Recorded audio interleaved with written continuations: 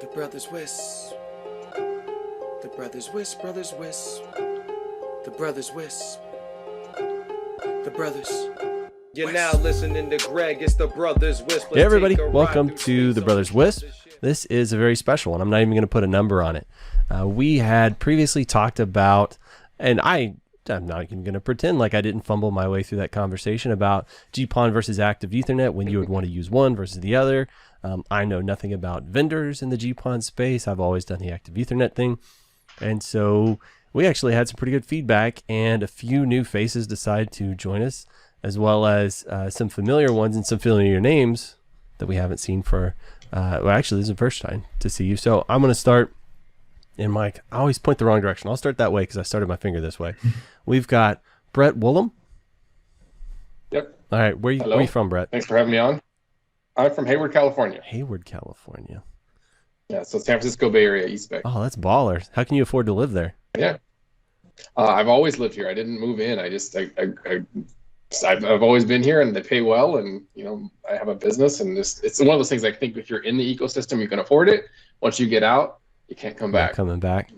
Gotcha. Yeah. So you'll retire, sell your house, and be a millionaire. Something Come like to that. Texas. One would hope. That's what all the rest of the Californians are doing. They're all coming here. All right. So yeah, Texas and Idaho, and Idaho. Why would you go to Idaho? That's insanity. I know some people that moved to Boise. It's apparently it's a thing. So yeah, Texas and Nah, you can always travel and ski and then leave the wretched cold. I think that's the way to do it. All right, I'm gonna go the opposite direction now. We have Brad Ferguson, another new face. Yeah, I'm right up here I'm in Texas, and right up here in Fort Worth, just west of Fort Worth is where the office is at. So all right, rock and roll, man. You guys are Next Link, right? Yep. All right. So I originally grew up in Waco. I've got family up in Axland. I know you guys actually service that area, and I think kind of beyond. You guys have a pretty big footprint, so not completely unfamiliar with you guys. Yeah, we're growing like crazy.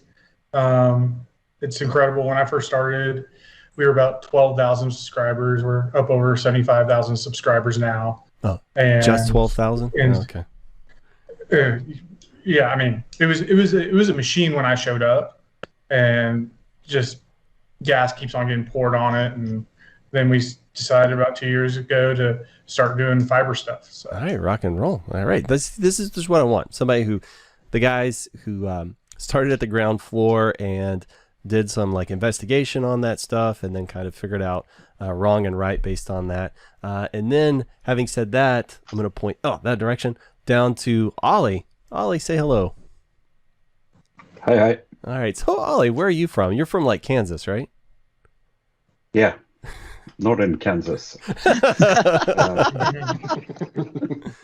69 degrees northern Kansas.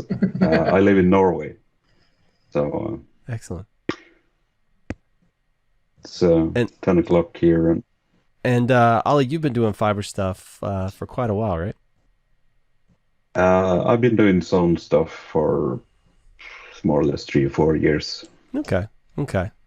And you're going to be our European placebo, right? So the Americans are just going to talk all kinds of bullshit, and you're going to keep us on the straight and narrow. Is that right? I'll try. All right. Let's see. Last in that corner over there. Oh, I had it right. We got Tommy C from Colorado. Yep, definitely the least. Yeah, we've been doing fiber. Our first fiber customer was right before Christmas. We didn't actually get them connected up, and now we probably have about 30, 40 customers on fiber, but we're a wireless internet service provider with about 1,000 customers. All right. And so my experience in active Ethernet is in the data center world, and doing a little bit of fiber connecting sort of like metro points here and there. So I've never done like to the X style delivery. I've always done it kind of in a data center or in an MDU environment, or right, like on a campus, like a university or something like that. So I have a very different perspective, which is, pretty much an entire outsider looking in at you guys. So hopefully I'll learn a lot from this, and I'll be the I'll be the guy that doesn't understand anything, which I'm really good at. I play that role really well. I'm very practiced at it. So I guess first things first, we're talking about gigabit passive optical networking GPON versus active Ethernet to like connect subscribers, right? And I don't want to limit that to just, fiber to the home. I guess it could be fiber to the business or an MDU or what have you. But in a nutshell, what is the definition of GPON? So if you were going to talk to, let's say not a completely lay person, but just another IT guy, maybe a guy in networking that's unfamiliar with GPON, how would you describe it? And since Brett was the first one on the call, I'm going to let him give kind of a loose definition of what GPON is.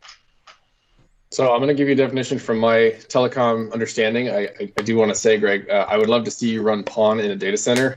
I don't know why you would. But, there's always a first for something, right? GPON, gigabit passive optical networking, is basically, I would say, like the simplest way to describe it is using fiber in a bus, a point to multi-point configuration, kind of like you might have done with cable. DOCSIS or something like that. But basically, you're taking fiber and you're sending a strand of fiber, one piece of glass, not two or more, down from an OLT, your head-end device, into a neighborhood, an apartment complex, what have you. And then you're using these passive splitter devices out in the field to divide that light out to multiple customers. And you can do it, I think, it depends on the equipment you're using, but 64 split or 128 split, you can have a lot of ultimate like modems out with customers on one fiber line. And the reason you do this is effectively to have less fiber in the ground. You have one fiber running out from a central office to a neighborhood, and it serves 100 customers or 50 customers or whatever you have on that particular line. And that helps with your capital. That means you don't have to spend time splicing massive amounts of fiber to connect all these customers. You don't have every single customer with their own fiber back to the CO. So you get some economies of scale by doing that. Okay. But yeah. So you said a lot of different things there really fast in rapid succession. One is you talked about head-end piece of equipment you called the OLT, right? And so that's going to be your aggregation piece of equipment, right? Where all the users are going to come in on a single fiber though, but the chassis usually has, device. I assume these things usually come in chassis, right? Or are they like single 1U devices? Well, it depends on the manufacturer. So Ubiquiti doing what they do, they simplify the OLT, the optical line terminal, down to a simple 1U rack mount device with 4 or 8 GPON ports to feed out to your customers.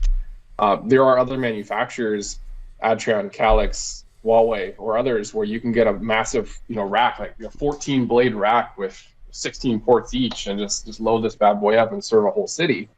So the OLT, though, the function is basically the upstream switch, if you will, that feeds the downstream customers. The OLT can be big, it can be small. Gotcha. So one of the advantages is, like you said, it's a single fiber that goes from your CO or central office, right? Your hub where you have your equipment, a single fiber out to, I guess, to a neighborhood. So generally, and I guess this is open for the group, how far do you guys usually go before you hit a splitter from the OLT to a splitter? So, we're not talking you're going to go 30 miles before you hit a splitter and then hit houses, right? Not 30 miles, but it really depends on each deployment where the subscribers are. If you have subscribers right next to your cabinets, and we try to do that all the time, we have splitters in a centralized split right there. But then you want to keep those splitters as close actually to the customers as you can in general, for reflectance issues back to the optics. And so if you need to go down 2, 3, 4 miles down the road and hit your first splitter, that's ideally what you want to do. Okay. And I'll add on to that and just say that I think, if I remember correctly, the GPON spec is like 20 kilometers from the modem to the OLT. So that, which is pretty far, but actually, I don't know if we're all pushing it. Yeah, go ahead. Actually, the standard is you can run up to 60 kilometers, but the furthest split between the closest ONU and the furthest away ONU has to be within 20 kilometers. Got it. So you can actually run 60 kilometer, but then you need to calculate fiber loss and you have to go on a lower splitter rate. Yeah, it'll be a 1x2 by the time you're all the way out there. Yeah, at 60 kilometers, probably, yes. Yeah. Gotcha. So that's the game. Truly, that's the game you're playing when you're playing GPON, is right? It's like, how much light do I have? How much loss am I going to get to keep everything working, right? And every time you introduce something in the chain, right? So I'm familiar with in the data center environment, every time you have a patch panel, you're not actually making a physical, like a solid electrical connection, right? There's a air gap and light is going to be moving through it. I mean, the fiber ends are going to be really close in the data center, but every time you do that, you're introducing a certain amount of loss, right? So you're attenuating the signal. You can't go as far. Every time you hit one of these splitters out in the field, it's doing the exact same thing, right? You're getting attenuation. Is that correct? Or light loss? Yep. Yes. So it comes down to light budget at the end of the day, and then you can use different class of optics too.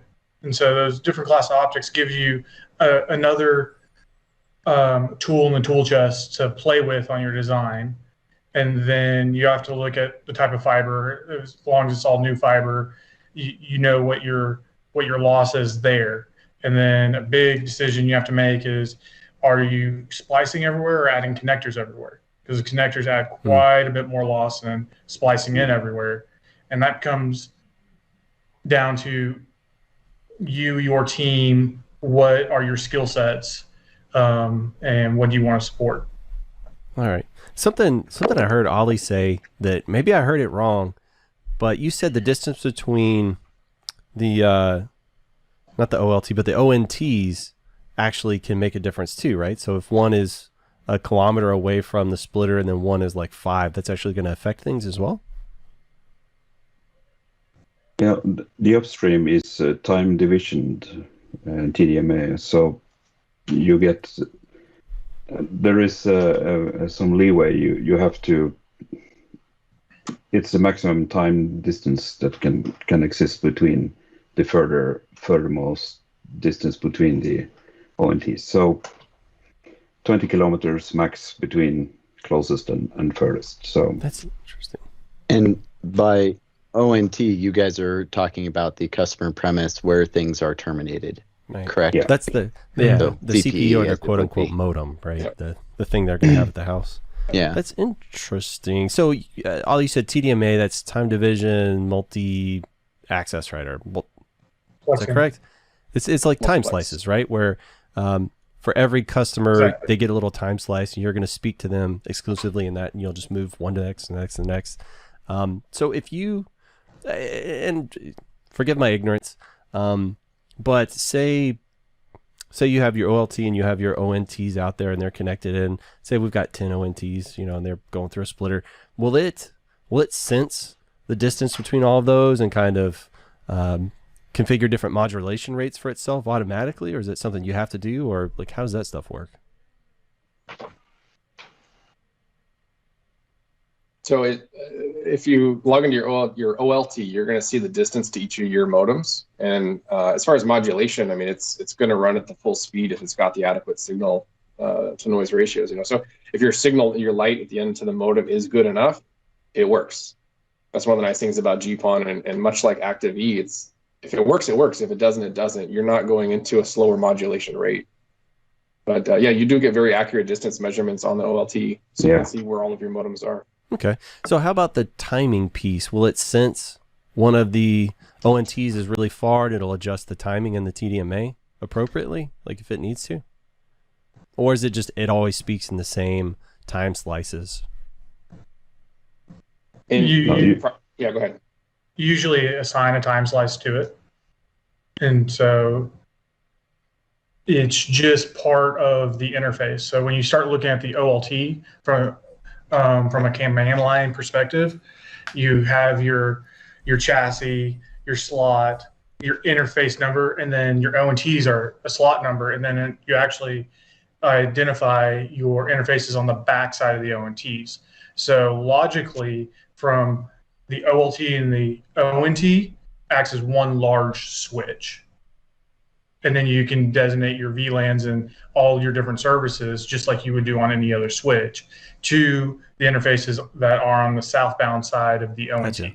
So I'm trying to like put myself in sort of a WISP perspective where they're unfamiliar with GPON. And so I know like in a WISP scenario, if I've got one customer that's, an extra 3 kilometers out and he kicks down to a lower modulation rate, he can consume more airtime, which can actually be detrimental to like that access point, right? It can kind of slow everybody else down. But in the GPON scenario, it's not going to kick down to a lower modulation rate. It's not going to screw up with the timing. It's just it's either going to work or it won't. Does that sound right?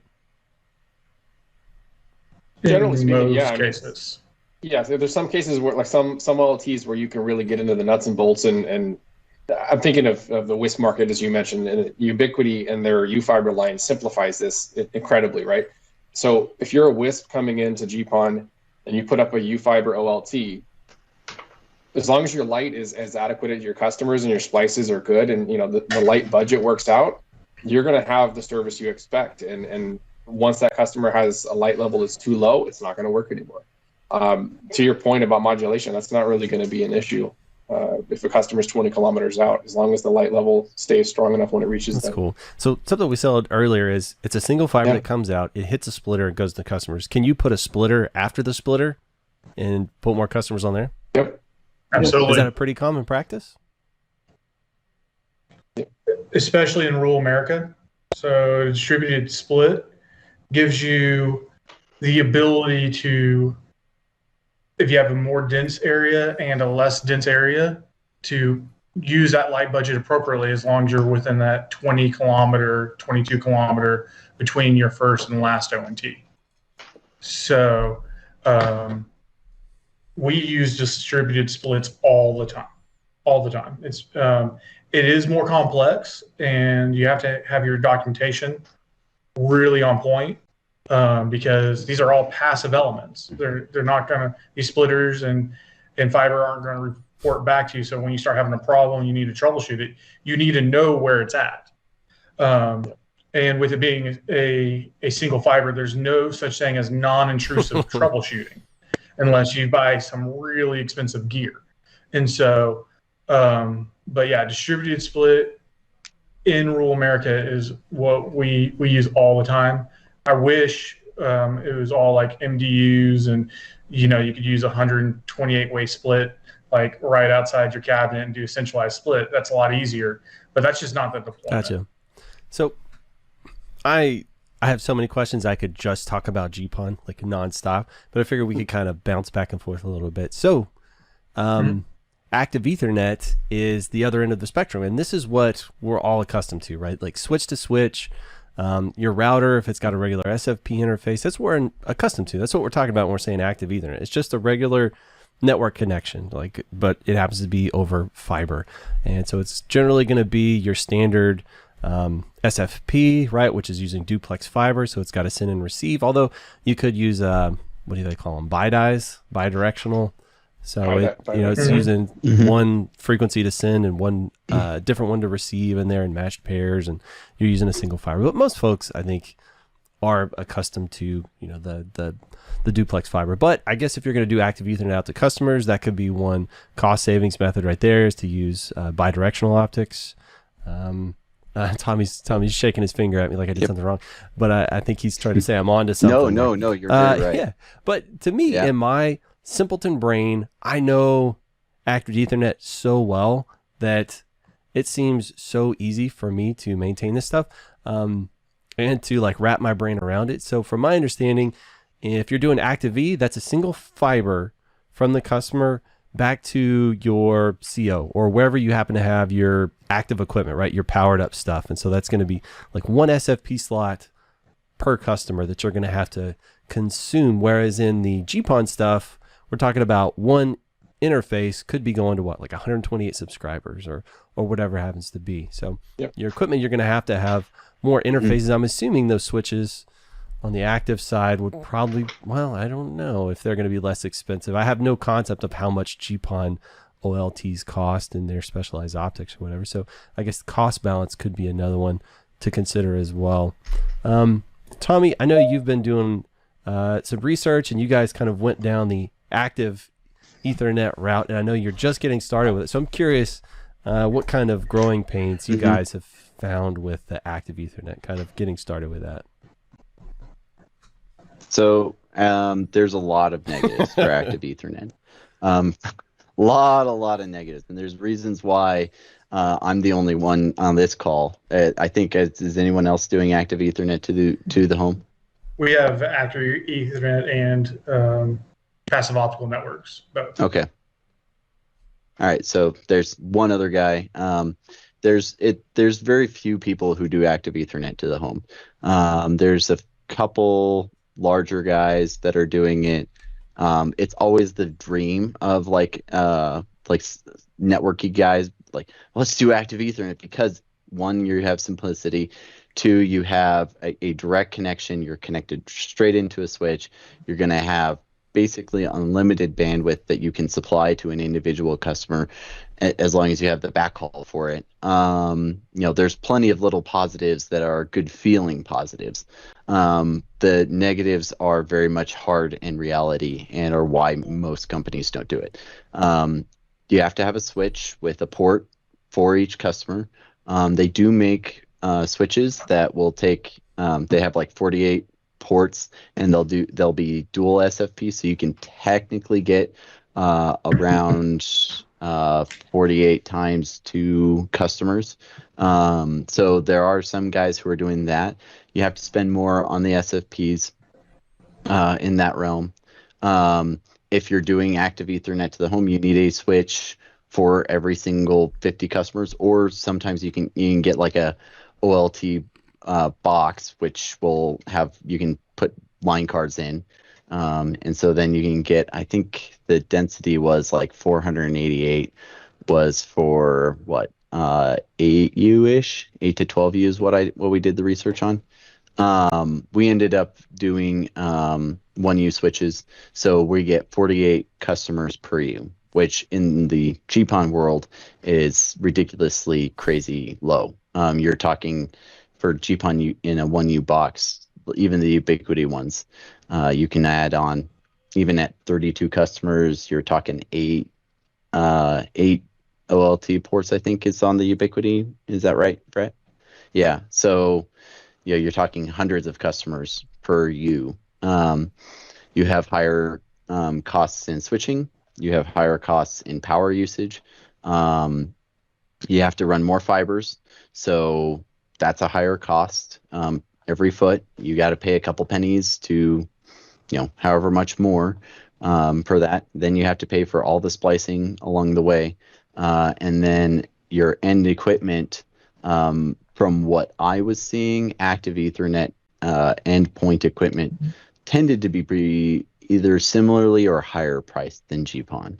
Ubiquiti doesn't really have a good, I think they have a point-to-point, but they don't have a great switch system for that. So there's not a really cheap active Ethernet system out there unless you decide to build your own, like what we did. I feel like what I know, and correct me if I'm wrong, because I don't run active Ethernet, but I feel like in this case you're describing, active E would and should be cheaper on the electronics because you're using, what is it, like $10 pairs of SFP modules and pick a 48 port switch of your choosing. Is that not right? Yeah, but or is the there special... well, okay, so 48 port switch what's the cheapest 48 port switch you've ever run across? Yeah. Oh, they're not cheap. I was thinking like on a per customer basis, your SFP modules are cheap, and then whatever the unit but on the house side is cheap. But on the side, you can do plenty of different things. We ended up using the GPON 21. So my customer electronics and NID and all the splice point and everything boil out to be like $80, which is cheaper than basically the GPON 21 is cheaper than Ubiquiti's GPON ONT. So you can make it cheaper, but you can just look at 48 port SFP switches, and honestly, no one there's not many people who even make that. And the few that do, usually it's a 10 gig that you're trying to buy, and so now you're looking at a $10,000 switch, or $5,000 to $7,000 with price reductions and getting somebody. Well, to be I think nice it's to a you. balance. Are you willing to go gray market? Because the Cisco 3064 is 48 port 10 gig switch, but you can put, I want to say, and don't 100% quote me on this, don't at me, but or actually do at me. But I'm pretty sure you can put 1 gig SFPs in those jokers, and they're right about $950 a piece. But they are power hungry, so there's your trade-off. Yeah, and so your monthly power costs are extremely higher. When I did the math out for 380 customers, active Ethernet for fiber store switches ended up being 3 to 5 times higher in power costs monthly. And for the ubiquities, it was like almost 10 times higher power cost per customer than any of the GPON options. And one thing we ran across is, at least when we were reevaluating, the switches, the Dell switches we were using were all data center switches. So they were very deep. And so then you don't only have the additional power cost because you're literally putting more lasers out there, creating more heat, but then you have a larger cabinet. And when you start looking at that larger cabinet cost, that's what really kicked us over to looking at something else. Mm-hmm. Yeah, all of your costs are higher monthly. So which you can handle, but just know that then your ROI is going to be longer, and your long-term, plus 10 years, once you've paid off for all the equipment, your costs are now higher to maintain that equipment for arguably not a better experience for the vast majority of customers that you will be having. And that's the, you have to understand why GPON is so popular and why it's so successful is it works because most of the time, most people aren't using the internet. Even most fiber guys, I think on my fiber stuff, I'm seeing 5 to 6 megabits per second. And that's just because they're new people and they're young people at peak time on average on them. But most people, I think, are below 4 megabits per second average utilization at peak time. So you definitely have some serious negatives for active Ethernet instead of going GPON. But you also don't have to deal with light. You don't have to do the math for light. You just have to know, okay, do I have 10K optics?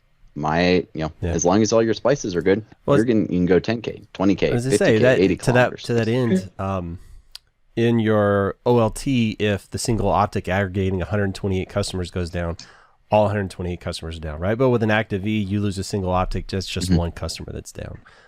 Does that make up for all of the cost and pain associated with doing active Ethernet?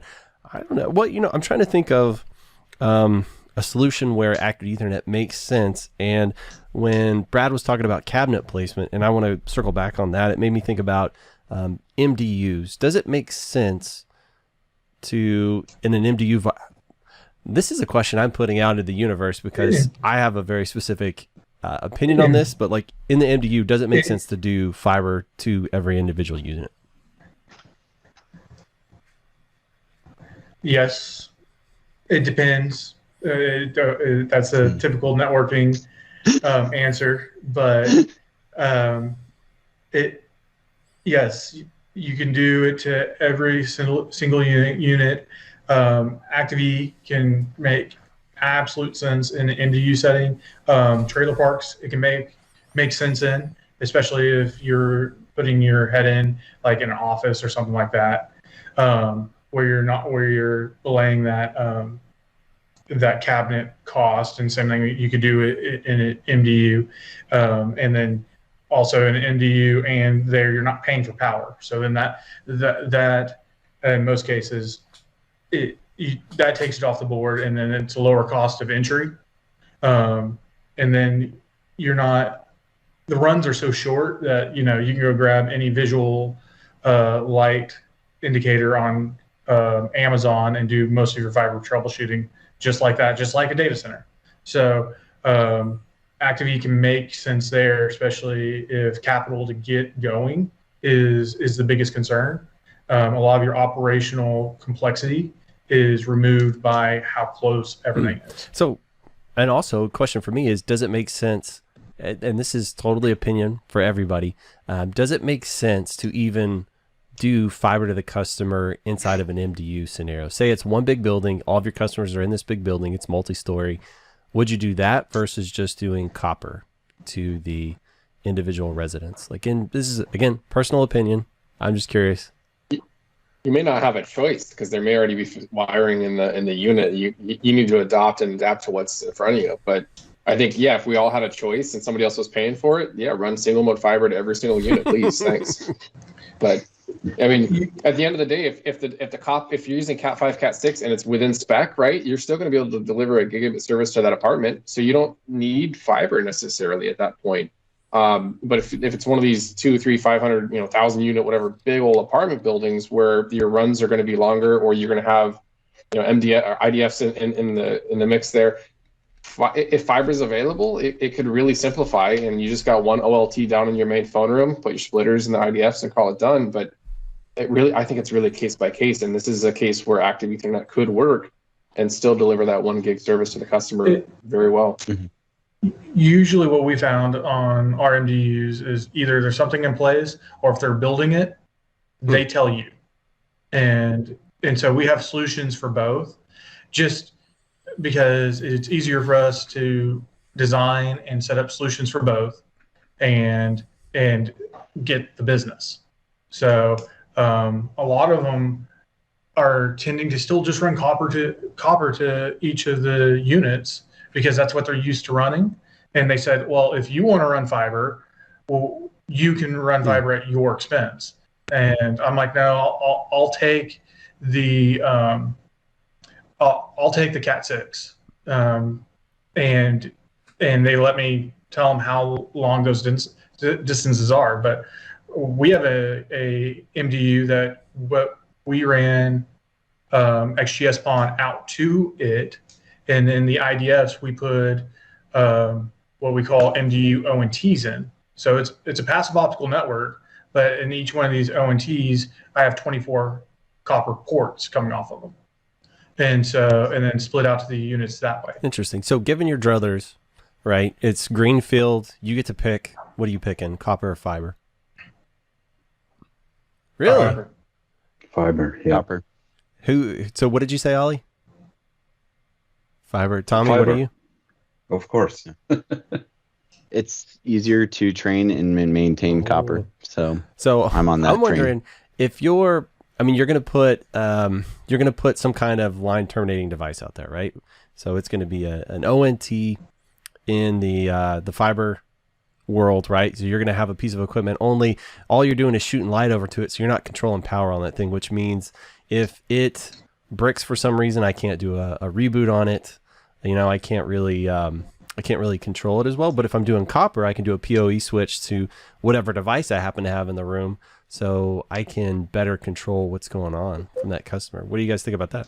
Well, I think there's one thing that we're missing. The alarming we found on passive optical networks versus active Ethernet networks is actually a lot more robust. And so you can see attenuation, degradation, dying gasp alarms. So you know if that unit just had their power shut off, or if the whole building had their power shut off. And so we get a lot more detailed alarming out of our passive plans than we do our active plans, because usually it's interface up, interface down, and what your light levels are, and that's all you can monitor. But like we get bit error rates, laser biases, all that out of our passive plans. That's interesting. What yeah, fair enough. What do you guys do for or do you do any managed services? I'm just basically thinking managed Wi-Fi. Are you doing managed Wi-Fi, and the ONTs you guys get? Is that built in, or are you using another device? What's your go-to on that? So I don't like using we're using, I'll say the 4-letter word here. We're using some Huawei equipment from years ago. Yes. We still have deployed as a layer 2 bridge. We don't use their routers. We're not connected to the internet, whatever. But we don't. I like keeping the fiber modem separate from the router that we've deployed at the customer site. The same with Ubiquiti. We use their devices basically as a bridge, layer 2 bridge, and then we put a router on site. And I'll add, I don't charge customers for the router. We used to, and the people would be cheap, and they're like, "Oh, I've got my Linksys up in the closet. I'll use that," or "I've got whatever. I'll go on Amazon, pay $50, $60." But what we found is that really was bottlenecking the service we were providing. I mean, we were delivering a full gig to customers' houses, and more often than not, they would call with complaints like, "Hey, the service is not working. It's terrible. It's whatever."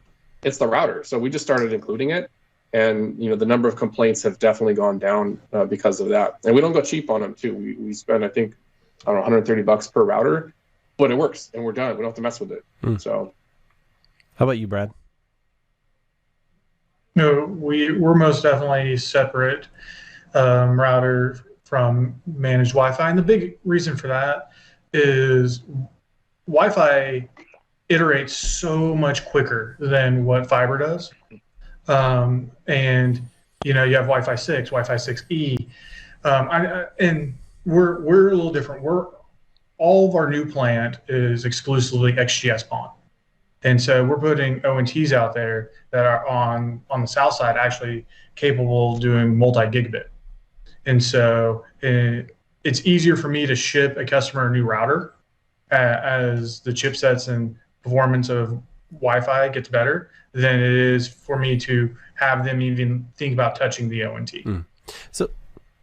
And so it's about I've noticed, and I don't know if this is across the board in all manufacturers, but it seems like the ONT's built-in Wi-Fi is never that good, or it never has all the features that you want, or in some instances really require for the customer. So to me, that absolutely makes sense, right? Let the ONT do what it's good at, and that's terminating the fiber and then picking up with another device after that, and worrying about it. So and to me, in my mind too, that limits the number of things people investigating GPON have to worry about.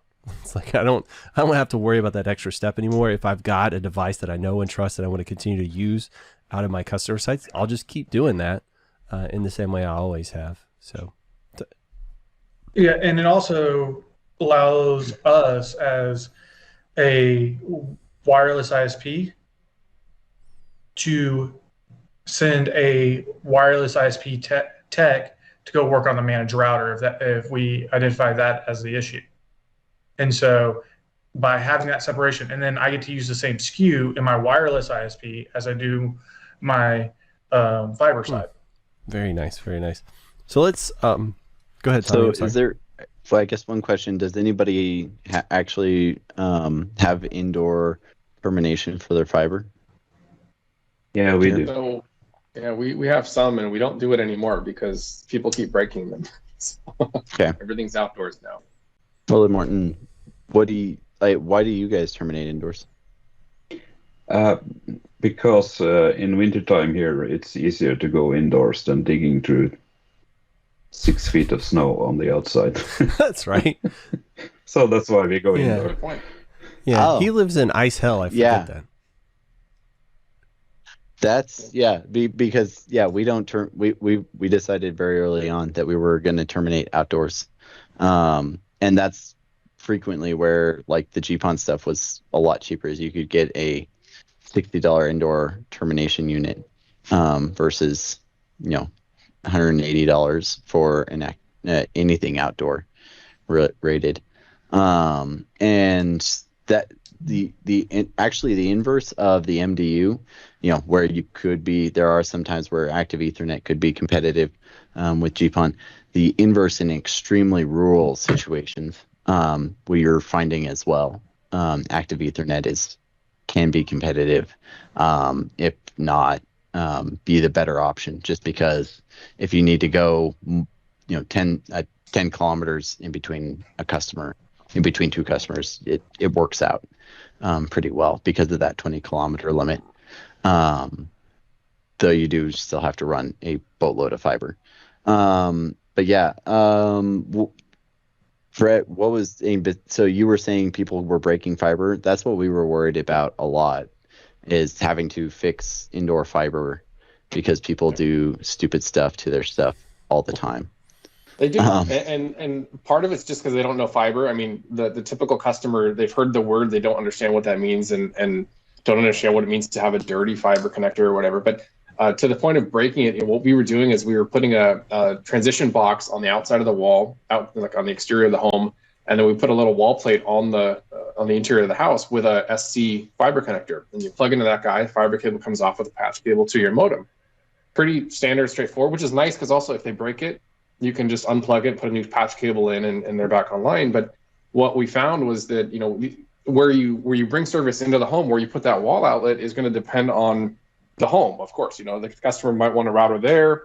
There might be a wall. You don't really get a choice, is my point. And so these outlets were sometimes put in places that were exposed or maybe behind furniture. And we see people going and moving a couch. They move a table. They call us because there's a service outage, and we're like, you know, according to the OLT, it looks like there's a fiber break. We'll need to dispatch somebody. We go out there. The wall outlet has the patch cable coming out of it at an angle because the whole connector thing was busted inside. You know, and we asked the customer, "Hey, did you move furniture?" No. But you know that happened a number of times, and you know it's like, okay, you know, it's not hardy. I'm sure we can get armored ones. We can get, you know, wall connector plates with. We started using ones where the cable comes down instead of out of the wall.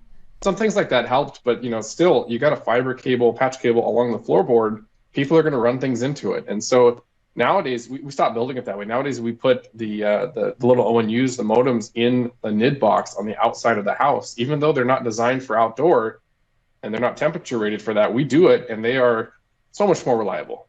And it's just PoE Cat5 from there into the house, and you know, Cat5 is a lot hardier. They can mess with it, move it, crush it, and it's still going to stay up. Southern California, your temperatures aren't too bad. Yeah. Right? Oh yeah, we don't have weather problems here. We have the best weather all the time. Hey, Ollie. Yeah.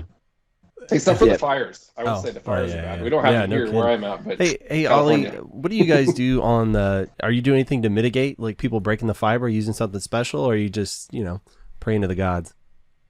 Yeah, we are doing the same thing as them.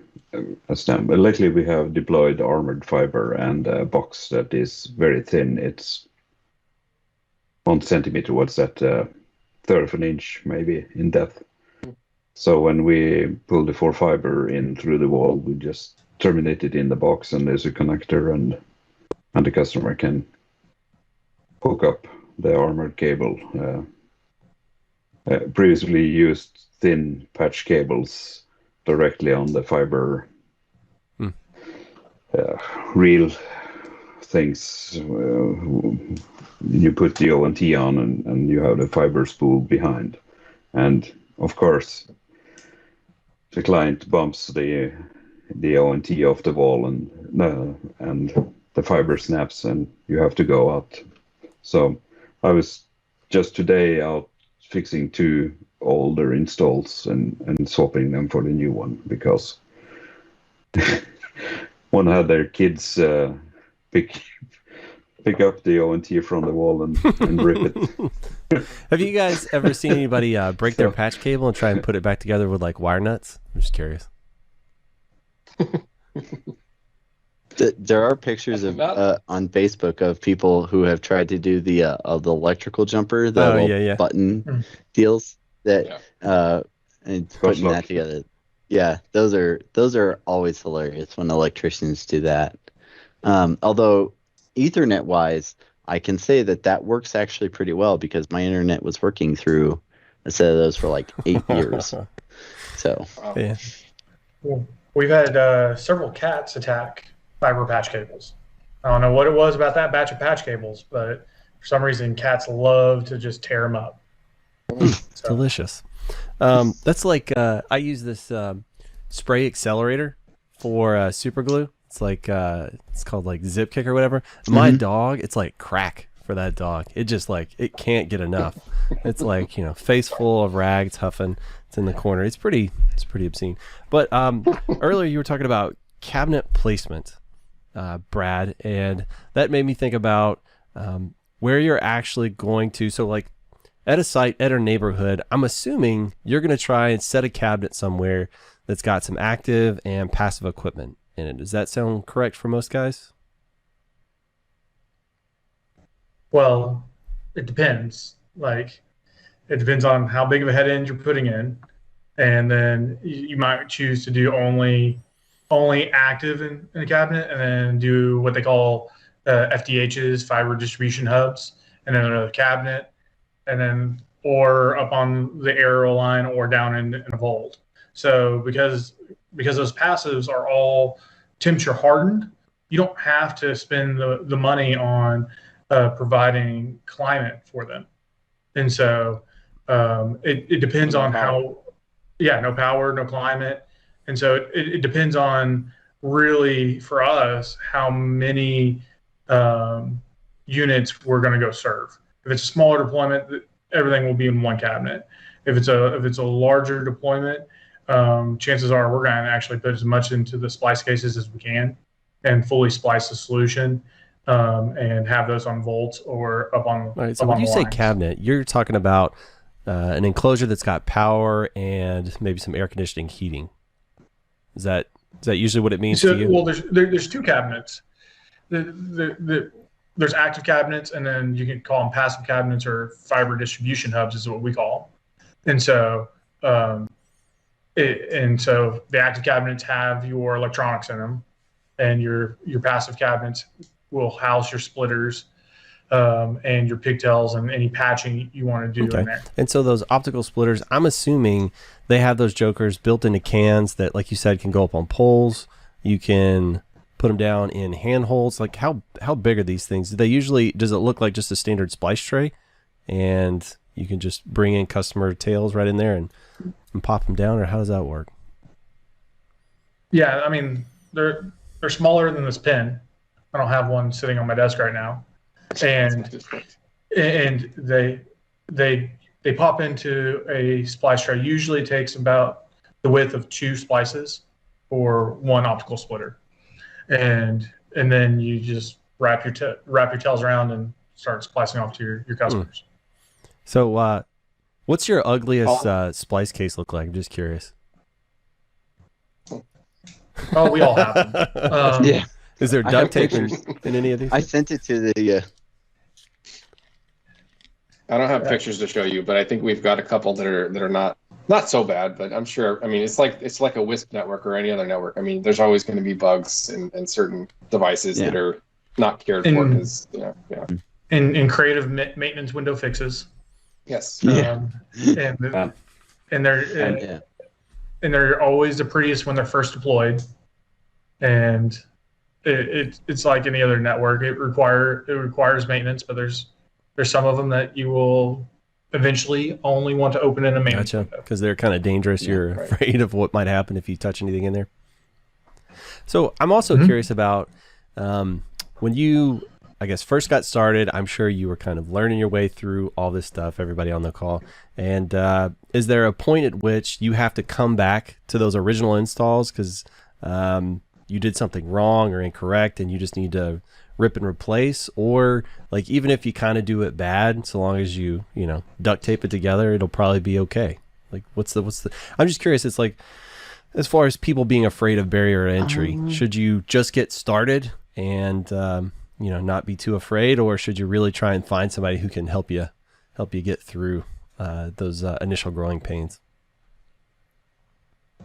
So I can't remember his name, but he was just talking about having done some fiber up in Georgia. Warren Vander, I'm not even going to try.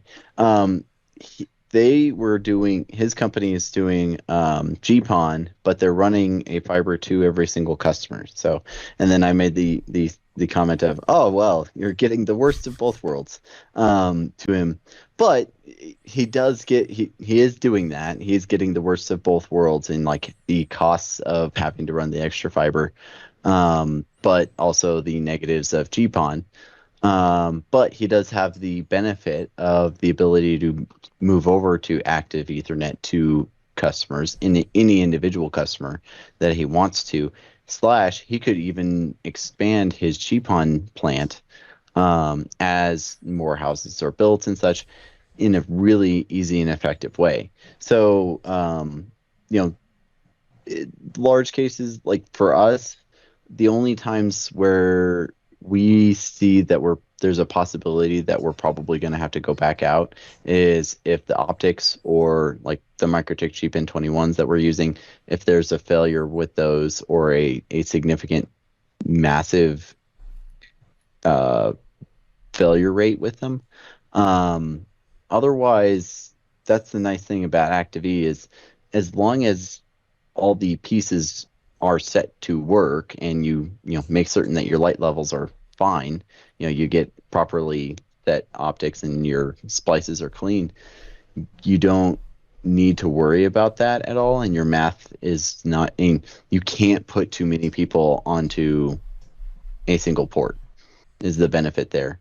So it's a little bit more forgiving as we've been experiencing in that regard, because I think my company, if we'd gone GPON initially, we would have put a lot more people on a single GPON port than we should have.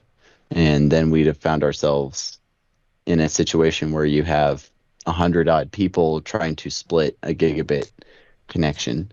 And you're trying to sell, several hundred meg plans or gigabit plans off of that. So you're less likely to find yourself into that situation, in my opinion. Can I add a little something about that speed and aggregation point you made there? Mm-hmm.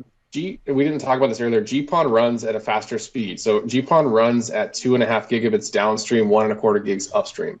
So your end user is going to get 1 gigabit, but the communication bus from that OLT port down to all of its customers is 2.5 gigs. So at any point, you can run 2.5 gigs of traffic in the downstream direction without any oversubscription. So you can have 2 customers doing a full gig download and a third doing 500 megs, or any mix of aggregation from all those customers. But you don't have, it's not quite like you described. You don't have 100 customers sharing a 1 gig connection. What we typically do is no more than 32 per line. Realistically, it's even half that. It's like 15, 16 per GPON port. So you've got 15, 16 customers sharing a 2.5 gig downstream channel. The net effect here is that at any point in time, they can all run a gigabit speed test. They'll see their gigabit. It works. Are these works 1 gig customers that you're trucking on these? Yeah, sweet. Yep. And that was one of the things that we kind of touched on but didn't really go into, so I'm glad you picked that thread back up, is that Active Ethernet, it's symmetrical, 1 gig, right? If you're just doing like a standard sort of SFP type of connection, whereas GPON, the more people you put on there, the more they have to share that single 2.5 gig down, and what is it, 1.25 up? But yeah, I think this is a good time to talk about that. There's been a big inflection in the marketplace, and XGS is really moved in. And so XGSPON is 10 gig PON, and with FEC turned on, you have 8.5 symmetric, and so all your passive elements are the same. Pretty much all your math is the same on getting out to your customers, but that allows you to take more aggressive split ratios where you can, and because you have an 8.5 gigabit symmetrical pipe. And then also when you start looking at the chipsets and everything that's happening in the market, I mean, it's about if you're using carrier grade stuff and you negotiate hard with them, the cost per PON port is really, really minimal at this point. And if you can take a more aggressive split ratio on the backside, you can negate that. And then where you're going to see some more cost is the CPE, but those costs are coming down. And then if you go look at your lead times for your GPON equipment versus your XGS-PON equipment and the chip shortages that we're in right now, the lead times for XGS is actually better because of the wafers and all the stuff that they're building all that stuff off of. So it's worth to say. Could you define what FEC is? Could you define what FEC is? Forward error correction. Okay. Yeah. So and so having that turned on, I'm guessing that most guys aren't going to know what that is. Yeah. Yeah. So what effectively does that do for you? So like XGS says that it's a 10 gig symmetrical connection, but with FEC you take a 15% hit for that Ethernet retransmits. And so it's really 8.5 gigs symmetrical that you have to work with. But it's not recommended by any manufacturer I know to run with FEC turned off. You're gonna see a lot more weird layer 2 through layer 7 issues when you start turning FEC off, even though you might see a really nice speed test. So yeah, that's just something to pay attention, because a lot of guys listening to it aren't going to know what that is. I'm one of them. I had no idea. But you said the price difference between XGSPON as compared to just standard GPON, what would you say? Maybe like 15% more expensive? I'm trying to figure out like 25 to 50, right? it's not it's not near 50. Is that on is the OLT and the ONT, are they both kind of about the same amount more expensive, like 20% more expensive? I would say you're closer to that 20% on the ONT side, and closer to 7 to 10% on the OLT side. Brad, what's the cost of an ONT? XGS Just kind of roughly. You can ballpark it, maybe or not. Yeah. Yeah. I really can't. Yeah. NDA side, I get you. So yeah. We'll say. So for what 10%. I've seen, and mine weren't NDAs, was $160, $160 for an outdoor ONT for XGSPON. So maybe somebody's lower than that, but that was what I got from a company. And that also, man, there's so many good questions on here. That also brings me back to like active Ethernet. As long as it adheres to the standard Ethernet standard, I can put anybody's equipment on here and it's going to work, right? Like I can throw any switch, any endpoint, it's going to work. Whereas GPON, I don't think you have that luxury, right? Between the OLT and the ONT, there's not like a generic ONT you can go buy off the shelf and stick it on anybody's equipment. Is that correct? Depends on your OLT, is my understanding. Well, yes, in GPON, that's what it is. In XGS, it's changing. And so if you go look at GPON networks across the world, they use a variety of vendors decoupled OLT to ONTs.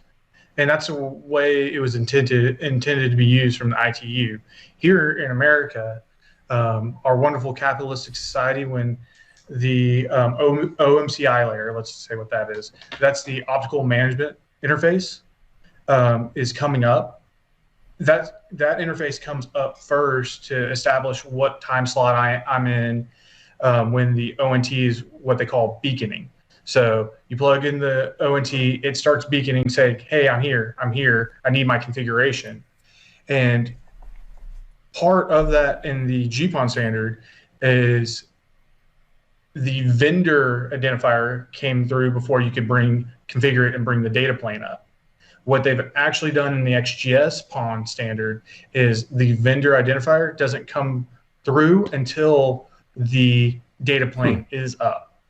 And so now, to be clear, you still need an interop because, like we discussed earlier, that ONT is basically an extension of a switch. It's just using glass to logically extend that switch. So you still need an interop, but you're seeing a lot more vendors coming out in the XGS world they don't really even sell OLTs. They only sell ONTs as their main product.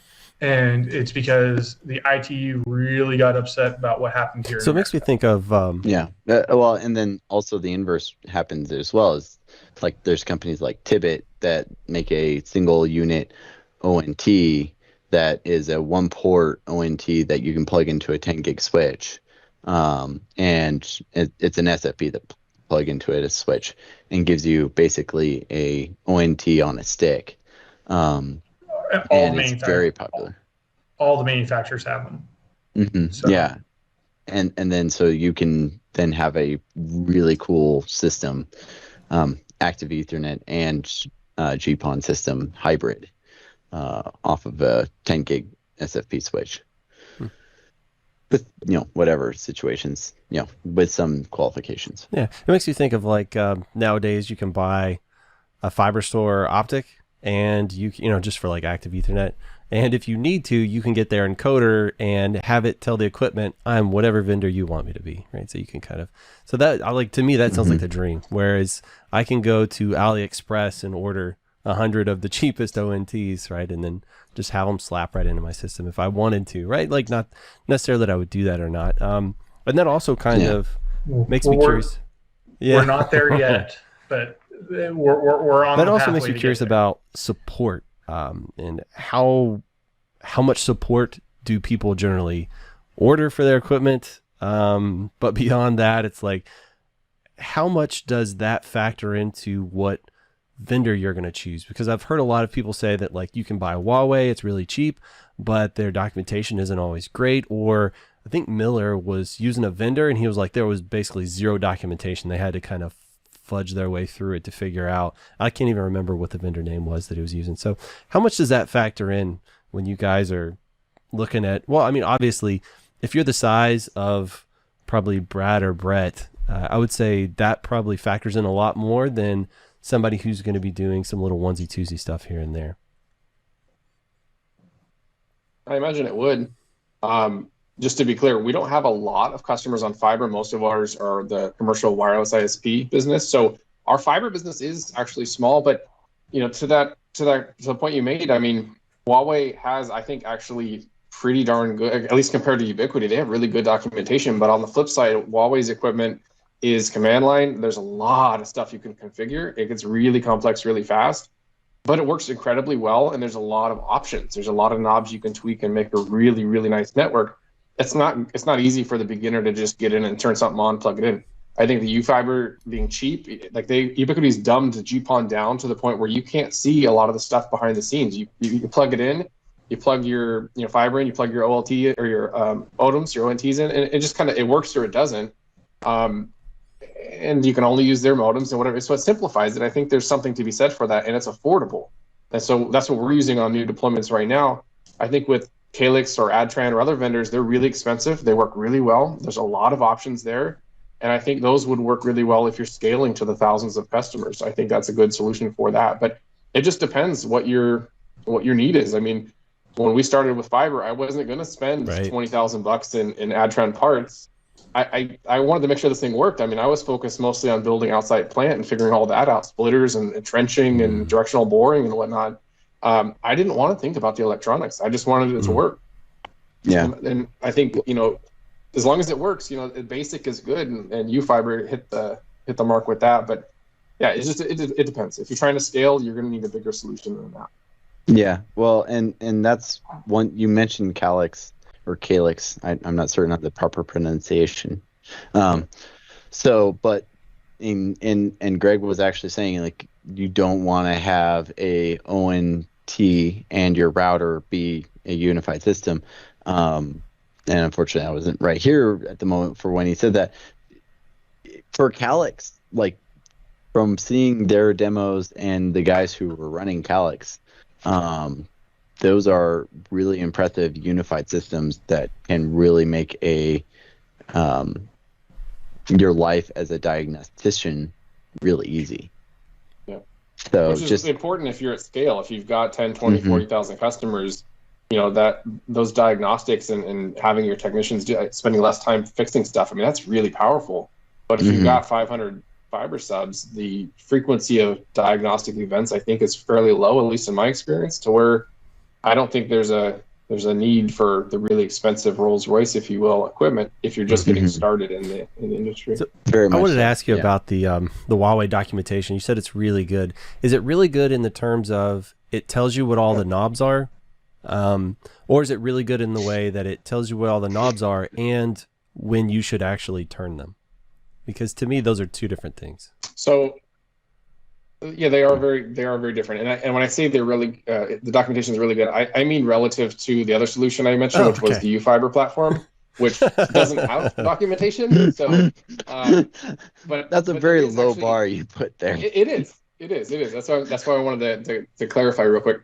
But there is a Huawei. Again, it's been some 2 years since I really messed with this because it's a 4-letter word these days, and we're not really focusing on Huawei. But they have this whole documentation portal you can log into. You have to get a login, which is unfortunate, but they talk about what all these different commands are in the command line and in the documentation. You can go through and figure this stuff out. There are some examples on there, but then there's also Google. I mean, we're IT guys, right? So Google it. And there are blogs where people say, hey, this is how you go figure out what MAC address is behind which port on that ONT. You just Google it and you'll figure it out. And so that combined with the Huawei documentation, it's powerful, but it's command line. It's clunky. You know, we have a little tool to kind of automate some of that, but it's not the best for a beginner, I would say. But it does a really good job at what it does. Brett, do you want to define what you mean by the 4-letter word? So yeah, that's a good. Thanks for bringing that up. Yeah, because that is a really important question for a lot of people. Yeah, so I haven't followed this too closely, but my understanding is that with some recent, I'm not sure what they are, Congress or FCC rulings, basically providers in the U.S. who are using, I think, government funding can't use Huawei or ZTE or some other brands of, I think Hikvision cameras are on there. They can't use those products in their networks. They're not banned, I believe, from import. You can still use them in your network. It's just the government basically says, if you're doing stuff for us, we don't want you using these Chinese equipment providers. There was some concern, as far as I understand, about their routers and internet-connected devices phoning back home or having backdoors or similar. And so there's just general, at least here in the States, it's I think frowned upon to adopt any new Huawei equipment. Huawei is also pretty popular in the cellular market. It's not, I think, AT&T and T-Mobile, but some of the smaller regional cell companies use a lot of Huawei equipment because it's really affordable.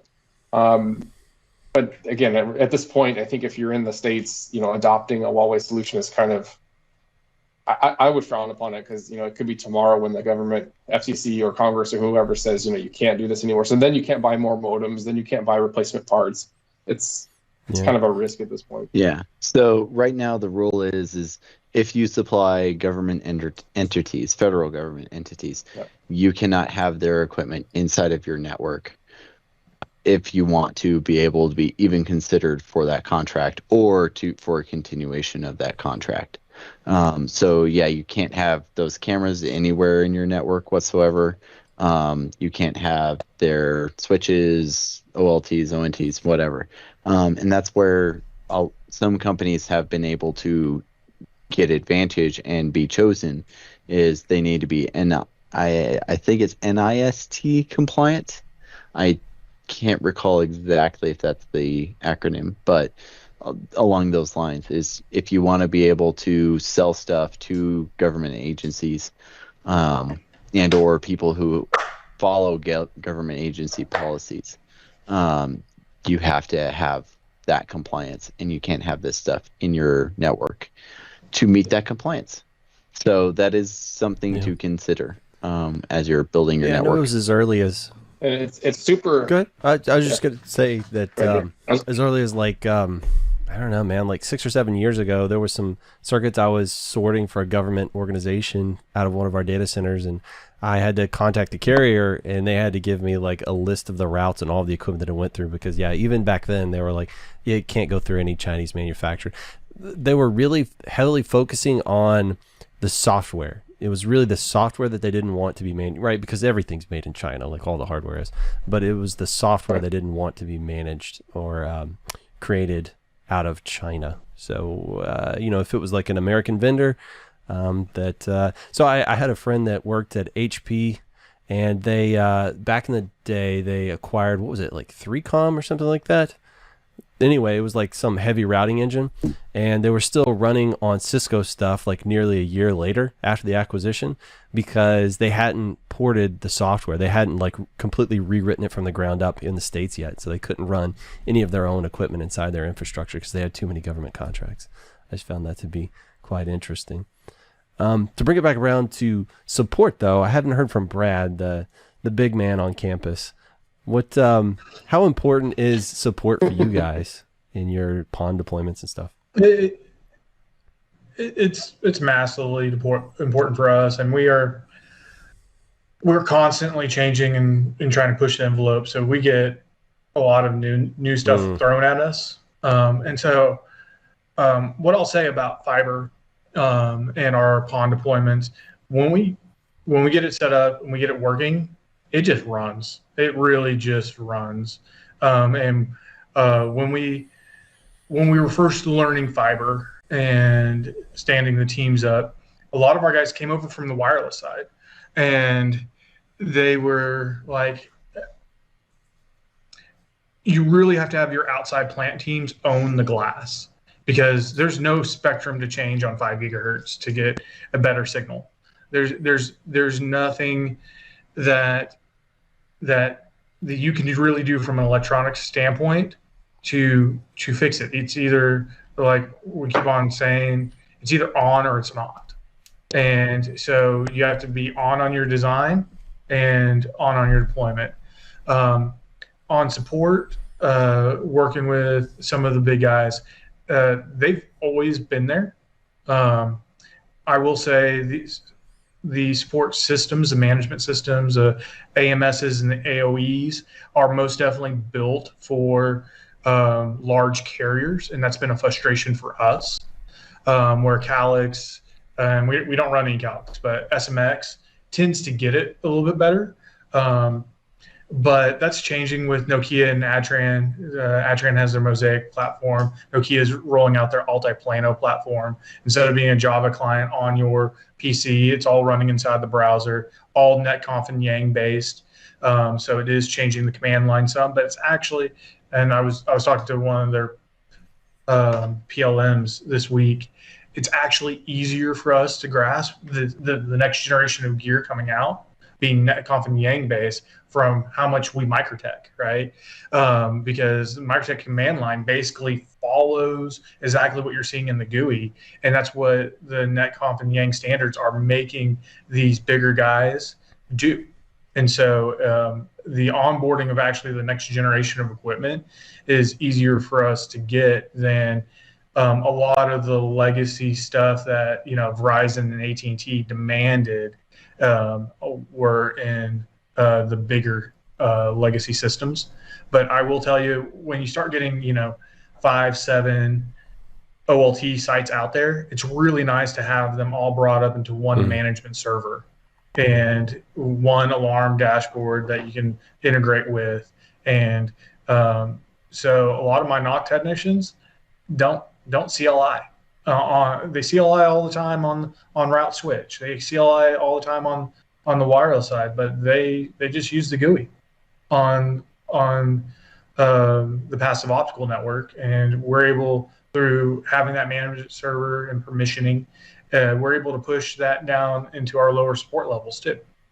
So having that support is absolutely critical to us, and I'm excited about where that marketplace is going and where the WISP FIS marketplace is going, because we're really probably within the next year to 18 months are going to really hit a inflection point, a crossroads, where it's going to be a lot easier for people to onboard to some of the new gear that's coming out. Very nice.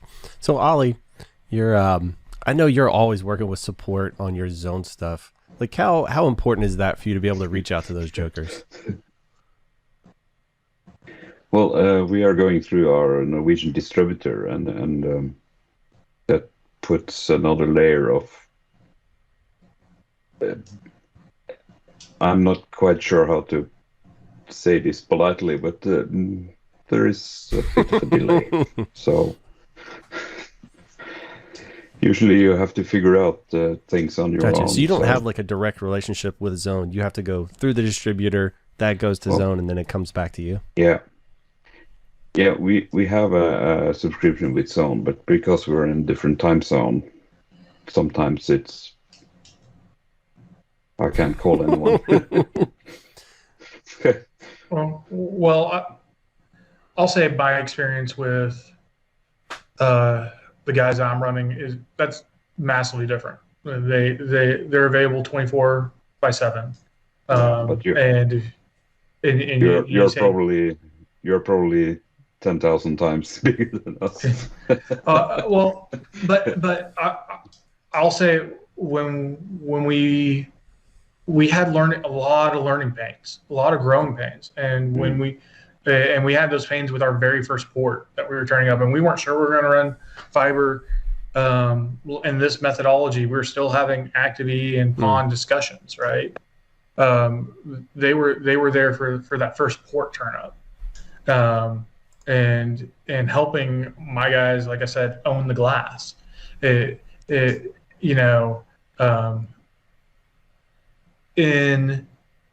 how should I say this? In work environments, it becomes like family. And sometimes when your brother tells you to do something, they may be right, but you're more likely to tell them no. But you have someone who all they do is support this stuff, and they say, hold on, you need to go clean your glass or check for a loop here or anything like that. It really shortened our understanding and quickened our acceleration into moving quicker by having not only that support for the outage, but having just learning. And so it's very important for us with that. And then I lost the other thing I was going to say. That's what I was going to say. Where some of the stuff doesn't make sense because they're used to supporting AT&T and Verizon.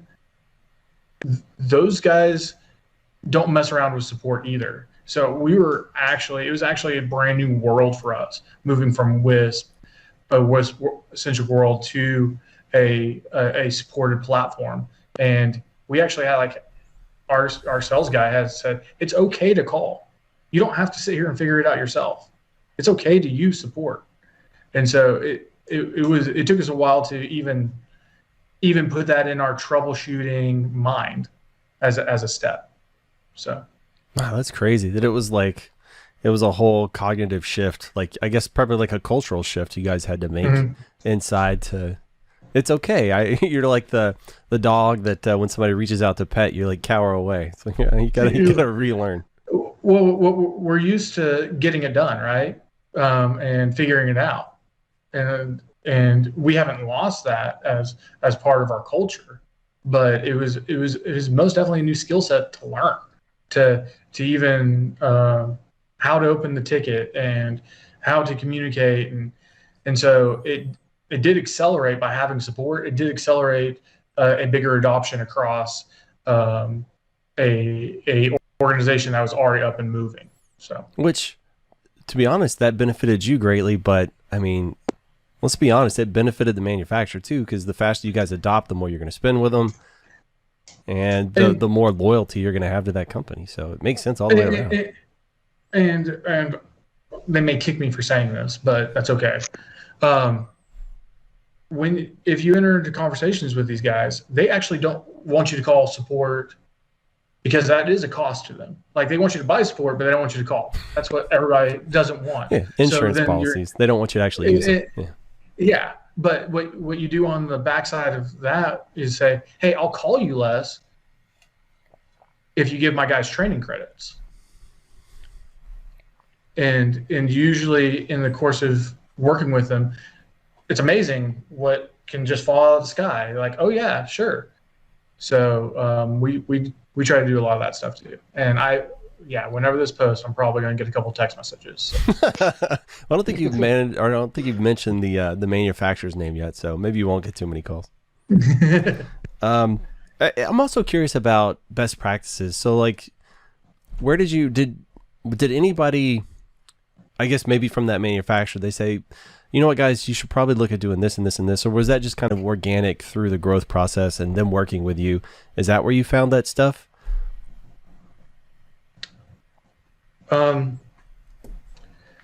There's lots of great resources online, and the electronics manufacturers, they don't really want to touch design, is what I've seen. But who you're buying your passives from most definitely wants you to design well. And so maybe through a distributor or directly from a manufacturer on your passive gear, lean on them, because you're going to call them for support if you think their splitter is busted or their splice enclosure is leaking. That they are very good, and I found it across the board with multiple distributors and manufacturers that if you're buying quality stuff that the training comes with it, but also with all that passive stuff, like just Google CommScopes and AFLs and Corning's installation guides. I mean, they are very, very robust, hundreds of pages, and then start digging in, and then just ask all the questions. If you're buying a splicer, that splicer, just ask them, hey, I need you to come here and show me how to do this for 1 or 2 days until my guy's comfortable with it. And I haven't had anybody, and we bought some very cheap splicers, we bought some very expensive splicers. I haven't had anybody tell me no on coming to the shop and showing the guys and coming back and showing the new guys. Then YouTube also works very well. So YouTube works very well. I was waiting for you to finish so I can add that in. Like for outside plant overall, like not specific to your design, but overall how outside plant works, how splitters work, how to splice. Like Corning has videos on their various solutions for indoor and outdoor fiber. Like you can sit there and watch hours of this stuff. Some of it may not be specific to what you're working on in front of you, but you're going to learn the techniques and what you need to know. And you're going to get, I think, pretty far. YouTube is a really powerful resource.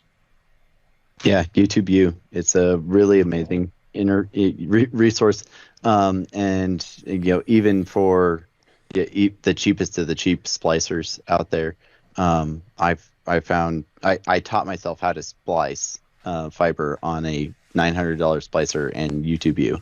So it's not, there's definitely, you can train and educate yourself very, very well, and your guys, using the public resources and how you can plan and such.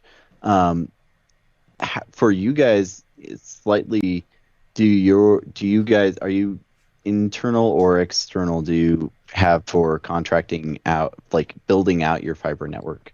Are you guys largely internally doing that or externally? So in my case, I started cheap because this fiber thing was new and I'm a handy guy. So we started in-house. I actually bought a bunch of construction equipment, hired a team. We were doing directional drilling. We were playing in the mud, tearing up streets, putting in micro duct, putting in regular duct. And we were relatively productive and our cost per foot was definitely competitive. That is to say, like probably half of what it would have paid. I would have paid for a contractor to do it, if not less. And it was a good business, but I will say, nowadays it's all contracted, and the reason for that is because largely for me, like I'm running a WISP, and I'm now starting this construction company, and splitting. Even though I can go out there and figure it out and do it, it's hard for me, or it was hard for me to kind of manage both entities and train the new construction team, construction guys and how they work, and it was a lot to manage. Where I'll tell you nowadays, I have a construction company I hire. They're not cheap, but I can give them a map. I can say, here's the parts. This is what I need. And this is all they do. Like they know how to do it. They're not going to come back to me with the silly little questions. They know how to figure it out. So it really, even though it's twice the price, if not more, there's something to be said, I think. And I learned this lesson the hard way. There's something to be said about the fact that, for the next 3 to 4 months, I can focus on my WISP. I can focus on my design of the next one. And then they'll come back to me and say, all right, here's your plant. I'm ready to go. I'm also assuming that they're going to take on any liability if they screw something up, right? So if they're directional boring and they hit a gas line, that's on them, right? Yeah. Yeah, well, so we actually haven't subbed out the directional boring. Everything else we have. And part of that's just because I still have the directional boring machine, and our contractor wants to charge an arm and a leg like 4 or 5 times, 6 times what it would cost to do it. So we don't do a lot of that. We've toyed around and done a little bit directional boring in-house, but for the aerial construction, we do a lot of that. And yeah, I would imagine thankfully we haven't experienced this. We haven't really had to go down that rabbit hole, but they are a subcontractor basically. If they screw something up, they have insurance. I mean, if they wreck a telephone pole, their insurance should step in and pay for that. And so, yeah, I think that's what you're paying for. And you're paying for a delivered product too. So if it takes them an extra 6 days or 6 weeks, that's kind of on them, right? And hopefully it doesn't for your project, but that's I guess a plus to using an outside party to do it. How about you, Brad? We are you guys... doing Oh, I'm sorry. Go ahead, Ollie. we are doing everything ourselves, and we only put fiber in the ground. Also, here in Norway, it's impossible to find anyone willing to do the digging in the yards. They only do projects for the big telcos, so we have to do it ourselves. Are there certain times of year where you can't actually put fiber in the ground, Ollie? I'm assuming there is, right? Yes. Last year we broke a new record and dug in the first week of November, and then we had to get a bigger machine to break the frozen ground on top. The global warming's good for you. Yeah, maybe. It's getting colder here. We had 5 degrees Celsius and snow in the mountains here a few days ago. So wild. Already? Winter is coming. Yeah. So are you guys? I mean, what do you think you can? Do you think you can dig like 8 months out of the year? Over here. Yeah. The frozen ground pretty much mid-June to mid-October. That's the season. So you've got like a 4-month window where you can actually dig. Yeah. Wow. And then there is this 3-week vacation time in Norway in the middle of this. So normally I'm at the office hacking away at the CLI, but now I'm in the trenches. So while the other guys are on vacation. How deep do you have to go? Not very deep. If you pay attention and make sure there are no rocks that can crush the tubes, you'll be fine. 50 centimeters, 2 feet. Oh, 2 feet. Oh, you can only you only have to go 2 feet. Yeah, it works. I guess we go deeper on the bigger lines. So, but in yards it's shovel depth. I guess when the ground is hard as concrete, you don't have to worry about it getting damaged. Moving. And so Yeah, are you using like armored loose tube? No, just regular plastic tubes from So are you putting a conduit in and blowing and pulling in fiber? Yeah. Okay. Yeah, that's the way we're doing it. But all of our stuff, we have to do 36 inches at almost dead minimum for our stuff, just because our dirt's terrible and it'll push fiber up and stress it. That even all of our fiber, and that we have a lot of stuff at 4 feet because our fiber, because some of our stuff is super sandy and it'll just move left, right, up and down, or up mostly, because if the frost line gets deep enough, it'll push it up.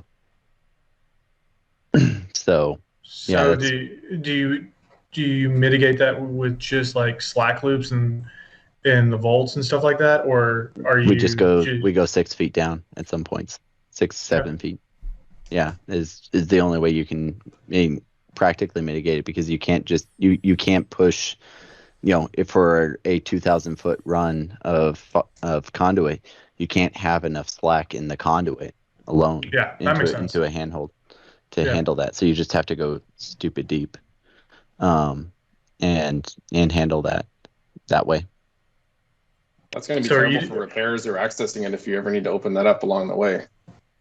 Well, that's why you put it very far down, and then hope that nothing ever hits. Yeah, hope you never have to have a hit. If somebody hits it, then it's their insurance that has to pay for you to dig down that far for it. I'm actually considering having somebody whose like part-time job is to just drive our entire network and see who's doing projects and make certain that they've called in locates for it. Well, have y'all guys looked at any of the live fiber monitoring gear that's out there? And if somebody hits, what does that do? So like it runs at 1650, most of them, and 1650, 80K optics, like plus 4, plus 6. Now, I don't know how expensive this stuff is, but it's really cool on the nerd side. But they have it where it can detect vibration, and they're using AI and machine learning, so they know the average sway on an aerial plant, and then they'll know if it's if that changes drastically in any sort of way. And then same thing with your burial plant, and then it'll tell you exactly at what footage it's detecting the vibrations. And they have documented cases where they'll send a guy out there and say my fiber's right here, even if it's located or not. So some of that stuff's coming down, and I'm trying to see if it's worth it on for us to use it on the test and turn up side of the world, because you can light that fiber up and potentially speed up your test and turn up and have the guys having less window time. So yeah. So what we did in that regard is what we're doing for our fiber plant is we actually have 2 runs out to this development, and we splice together the 2 runs at kind of where they meet. And so we have a loop, and we have our test equipment that is constantly monitoring the light levels on that. And so then I have NetXMS notifying me if that changes more than 0.2 dB, and let me know if there's anything goofy going on that. So you made your own canary in the coal mine. Yeah, pretty much. So, and then we can hook up an OTDR to that, and they actually they have OTDR you can put it into your rack and plug it in and OTDR out and so I can figure out if there's a cut in my main runs, which run and how far away it is as well. Yeah, those are the same kind of systems. Yeah, I was talking about. But so on that same 1650, it just monitors it over time, and then and then learns that fiber characteristic, and then alarms if that characteristic's changing. So that's a piece of equipment you would put in place and leave there, and then monitor it long term, right? So you'd always be watching that. Well, and for us, we're looking at using it in 2 different ways.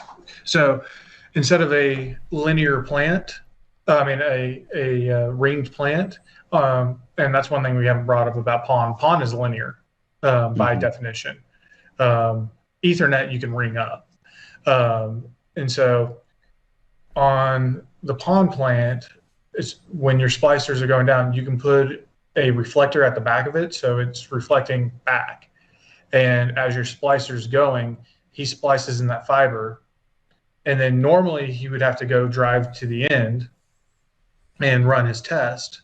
But with these systems, and there's multiple of them out there, he could instantly know not only from the reading on his splice machine if he has a good splice, but if he has good connectivity all the way to the end. So for us, I haven't done all the math, but the goal is to have the splicer splicing and not doing a whole bunch of window time on the turn up, on the testing side of the world. So this wouldn't be used in production at all. This is purely when you're building the outside plant, right? Well, I think it's both. And then you can, so that reflector, you can also, if you have something weird is going on and you needed to get into the weeds on it, maybe a commercial customer or something like that, you can actually add that reflector on to their fiber, but still leave their ONT up. And that's one thing we haven't got into on this phone call is the tooling. You really need, and there you can go from very little tooling to gobs and expensive tooling, but to get going, you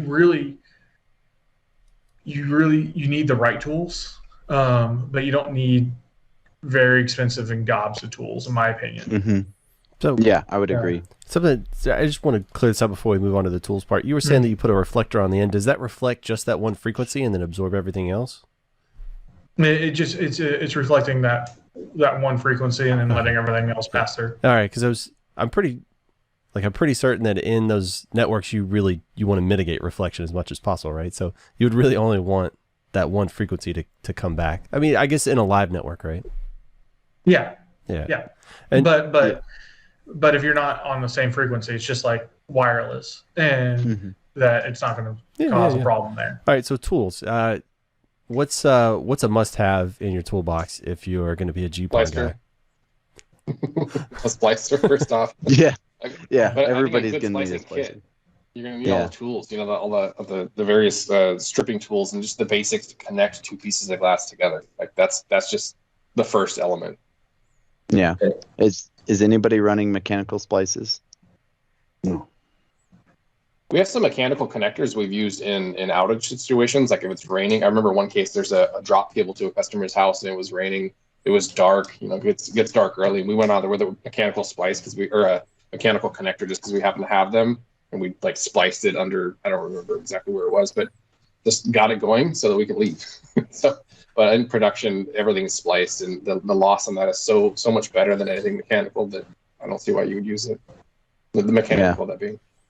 Yeah, I nowadays with splicers costing, for me, I got a $900 splicer off of Amazon, and have used that on an 80-kilometer run with satisfactory results. I think most guys you can get away with, especially fiber to the home. You could do a very cheap splicer and get yourself up and running effectively. With the splicer, you're going to need cleaver, though, and as what Brett was saying, all the deconstruction tools around the fiber to be able to break it out. So those are definitely other costs and such involved. And so you're going to really want to look at that fiber you're buying from your distributor or the manufacturer. That manufacturer will tell you these are the tools that work well with accessing this fiber. And not that you have to go buy those exact tools. I always use that just as a reference to make sure your diameter to cut an armored cable is correct and all of those things. And then if you're going to spend more money on something, I wouldn't do it on the splicer first. I would do it on the cleaver first. Yeah. Getting a good, hands down, definitely no question. Yeah. Getting a good cleave, and cleaning's easy, but getting that good cleave for that splice will help out that machine a lot. And then it's a blocking and tackling of keeping that machine clean, calibrating the machine, and just having those good fundamentals that you learn on YouTube View. So yeah. So quick question: core alignment or cladding alignment? Core. Yeah, core. It's not that expensive. Core. The thing is, like, you're going to save just a little bit of money with a cheaper splicer. Like, to go really cheap like that, I don't see why it's worth it. I mean, that cheap core alignment splicer isn't like you said, it's sub $1,000. It's the way to go. That's what mine is. Yeah. That said, I have seen some really impressive cladding alignment from Baltic or Illistech or something like that. That did Izzletech? Literally everything. Yeah, Izzletech. Yeah, they do everything for you. So if you really want to be lazy, those ones were very tempting. And all you had to do was like buy. I think they had a deal, and they might still have the same deal. As you had to buy so many connectors or something or splice things, and you could you could get the splicer for free. So that was a really nice deal. And I was like, we kind of wish I got that, but yeah. Otherwise, core alignment, hands down. Period. Dot. It's. And I guess we'll. Go ahead. I was gonna say let's finish our list of tools if you're ready. Yeah. Do you want to hop in there first, Greg? Well, I was just gonna say I don't know where in the list it goes, but I know the one thing we used on our fiber plant more than anything else was our locate kit. So we were always having it. So we went through a lot of downtown areas, and we actually ran along some railroad tracks in the easement there. And as everybody knows, I mean, I think that's how Quest got started. Was it was the guy that owned like a big chunk of railroad track said, "Hey man, I got this giant easement. Let me throw some fiber in there and start slinging services." So everybody and their dog is in those things. So we were getting weekly if not multiple times a week, even when we only had just a couple of few, maybe 10 miles of fiber, having out there, go out there and do locates. And so it's, for anybody that's had a cut, and we had a cut, and we didn't even get a locate call. It was a water main broke, and they just went out there with a backhoe and just started cranking at it, because it was, I mean, it was like a 10-inch line or something that bust. And so our fiber happened to run just above it, and sure enough, the backhoe attenuated it very handily. But having that locate kit to be able to actually go out there and do that is, well, I mean, I guess do any of you guys use a locate company, or do you go and do your own locates? I would suggest in that case, you just drive down the street, on the route that has the outage, and you're going to see the strobe lights and backhoe, and here's your locator. Oh my God. Yeah. To answer your question, though, I don't use, we do in fact, I do the locating in our house, in-house here, because it's such a small underground section that we have. But I will tell you, from doing the construction work, we call in our 811 locates. So I have experience with the other companies and their locate companies. So who is it? I can't remember now the name of it. Whatever subcontractor that AT&T and Comcast are using in our area, Utiliquest, that's what it is. They hire people. I don't know what their situation is as far as training or skill or whatever, but they'll come on, they'll put locate marks, like everywhere. It doesn't, there's no rhyme or reason. And I would never want to trust my plant to that. And maybe that's just the nature of the business. It's cheaper to pay them, cheap and pay for the repair here and there than to do it right the first time. I don't know, but I don't know how you would have a third-party service accurately care and accurately mark, your network every single time. And yeah, nobody's going to love your baby the way you love your baby. That's just right. Plain fact. All right. Brad, Ollie, Tommy, do you guys do, well, I know Tommy, he's too cheap, so he's doing his own locates, but are you guys doing your own locates? Yes. Yes, for the most part. But we do have everything in 811 also. So Yeah. Most definitely put all your stuff in 811 or whatever they call it in your area. That just helps everybody out. And so but yeah, our guys will go out and do our own locates, and then it's that training awareness that you see someone looking like they're going to dig, and our plant's there, guys, just pull over and talk to them. It happens to you guys all the time. Just talk to them, and that conversation saves you and saves them. No one wants a headache of a hit. It's ugly. It's a bunch of paperwork. It's just a quick conversation to keep you in bed at night. So that's one thing we talk to our guys about. But back on the tooling, real quick, because I don't think we got all the way through that. You can get really good visual fault finders nowadays. You can get really cheap OTDRs that will get you in the neighborhood and check your splices. You don't have to go spend the money on the really expensive stuff. I will say that there is a class difference, and we've seen that, but you don't need that class difference day one, in my opinion. And there's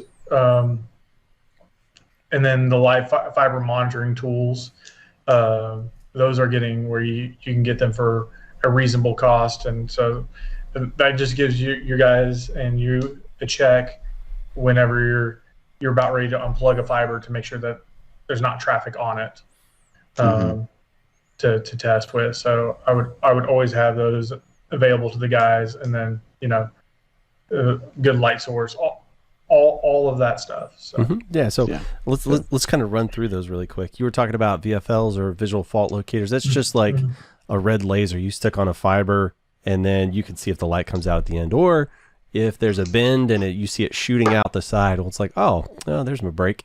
Is that your experience with it? Okay. We used to use them in the data center all the time. It was really easy to, like if, not that documentation was bad, but there was some stuff that predated all of us. So occasionally you'd have to go and locate, like, where does this thing come out in this other CO? So you just stick a VFL on there and look for the light at the other end.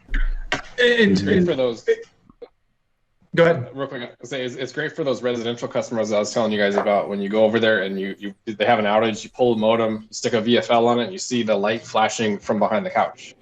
So, yeah, You'll find your break real quick.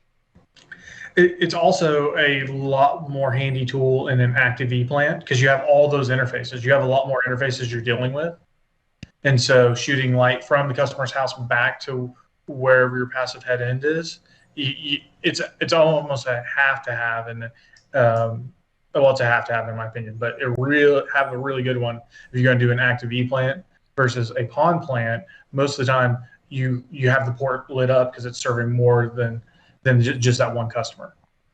Yeah. So very much so. And even just for doing diagnostics, like last week, we were putting in some active E connections for a business, and they had some old multi-mode stuff that had to figure out where the heck is this running? What port is this popping out of? That hands down. And you can figure out where your problems are. When we were doing our active E build out, my boss cut a fiber that he shouldn't have, and I was able to figure out, 30 feet down the way, that's why this is broken. That's why it's not coming up on the OTDR at all. I would definitely recommend, if you're going to spend money on like splicing OTDR equipment, like stuff that you're going to be carrying around, OTDR is where I would spend my money.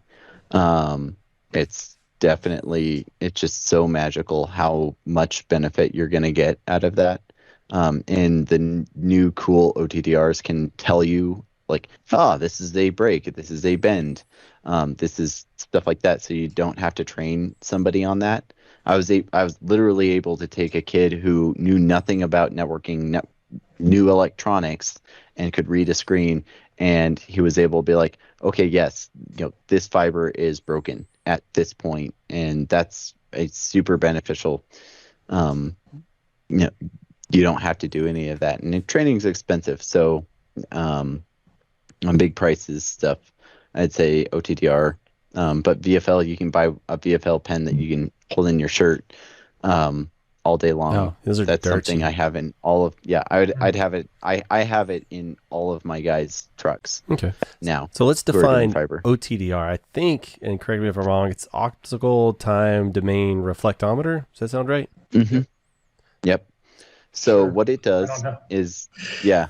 So what it does is it sends an extremely short pulse of light down the fiber.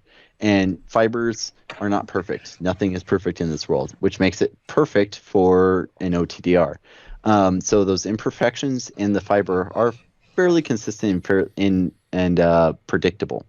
And what you can do is you can see how much those imperfections reflect back of that little bitty pulse of light, and then measure how much that light is, and you can see what your loss is over the length of a piece of fiber. And a splice is going to have a slightly different reflectance and how much light it's going to come back to the OTDR versus a bend versus a break or break fix where it's there's a crack in the fiber. And so then the OTDR is able to see that and say, hey, I'm seeing a significantly less amount of light reflecting back to me versus at this point, and where you're actually even going to see a spike for a connector. You're going to see a spike in reflectance and greater amount of light at that point versus a bend where it's going to drop off very quickly because light's escaping the fiber instead of reflecting back. So you're going to get a lot of information. And like for us, we OTDR all of our contractors' work. They offer that, but it's cheaper for us to do it of their work. And then we tell them, hey, these ones are not good. You need to come back and redo this work before it meets our criteria for what we contracted you for. I know some companies will OTDR fiber before they put it in the ground. And I know there's some companies that will give you OTDR reports even for their fiber, distributors and such, which makes it kind of expensive. But, that's up to you if you want to really go that route. But you're going to be able to qualify and understand everything about your work and the connection in between point A and point B. in such a way that is going to be invaluable as far as diagnostics wise, in my opinion. Especially if you're doing an active Ethernet plant, I don't think you can really do it so well on a passive plant just because you have split offs and such. How does that work in that realm, guys? You'll just see a drop in the signal level returned where the splitter is. Okay, but you're going to be getting technically readings off, like say you split into two, you're going to get readings from both directions. Yeah. Well, and I think the bigger thing on that is it depends on which side you're shooting from. That's what I Okay, think. yeah, that's a good point. You could always just go to the Yeah. customer side, right, and shoot back in and find the break that way. Mhm. Yeah, but on active E or passive networks, it's important if you're troubleshooting to shoot both directions Mhm. because that break in that fiber, because it's looking for reflectance, can be in such a way that it reflects you don't see it coming one direction. I'm holding my arm like that it doesn't reflect back, but when you shoot it the other way, it will reflect back because of the angle of the break on the fiber. And this is kind of reeling back to GPON, but the angle of fiber is important because in GPON it's like slanted as opposed to kind of a flat surface like on all the connections, right? So you're talking about APC Yeah. versus APC UPC. and UPC. Yeah. Yeah. I think that's more important if you're doing like a video system over the network. Is that right? If you're running GPON itself, isn't that a little bit less important? You could run UPC and still be okay. I think Mike was looking at it, and I think he went APC just because he was wanting to be able to do, but I think modern fiber and splices and connectors are able to do GPON on UPCs. Just everybody does APC because that's the historical. That's the standard, yeah. Yeah. If you're Well, building a plan, anybody who's watching this, I would do APC connectors. Absolutely, there's no reason not to. But So Yeah. I'm curious. No Am I price right? difference. So I had to take a really deep dive on this because I got in a philosophical discussion with some people, and what we ended up figuring out was if you're doing anything less than 10 gig, it was originally made for RF, but if you're doing anything less than 10 gig, the reflectance and everything with UPC connectors is going to be just fine. If you're going to be going plus 10 gig, that reflectance, you're really going to want an APC connector. And so that doesn't mean that you can't have a UPC here or there, and it matters where you have it in your plant too. And what your overall plant is, how many splices versus connectors there are. But if you want your plant to go to what could be a plus 10 gig world, you're really going to want the APC connectors. So they say that a burial plant should have a 30-year time span, and some people are saying 50, and then the aerial plant's closer to like 25. The way electronics and Ethernet and everything's going, I would just plan on doing APC to be able to support higher speeds if and when we get there. All right. So Yep. I might be crazy, but UPC, it's not perfectly flat. It's kind of convex, right? And so if you have a reflection, it's going to kind of go straight back. Whereas an APC is at like an 8-degree angle or something like that. So if there's a reflection, it theoretically will kind of go up thought it into was- the cladding or something like that. Yeah, that's the There's idea. There is a 10 dB difference in reflection on APC and UPC. Wow, that's really significant. Yeah. But mostly for RF overlay these days, we run RF overlay at some points, and the signal levels are right at the edge. So on typically UPC. when I mean RF levels or Uh-huh. signal levels For RF overlay to work, you need to have it between -6 to -2, -8 to -2 dBm at the client receiving end. If I don't remember wrong. While the RF level of the PON signal can be -20 dBm, so there's quite a difference there. So, and this gets back to like the cat or the furniture destroying the fiber.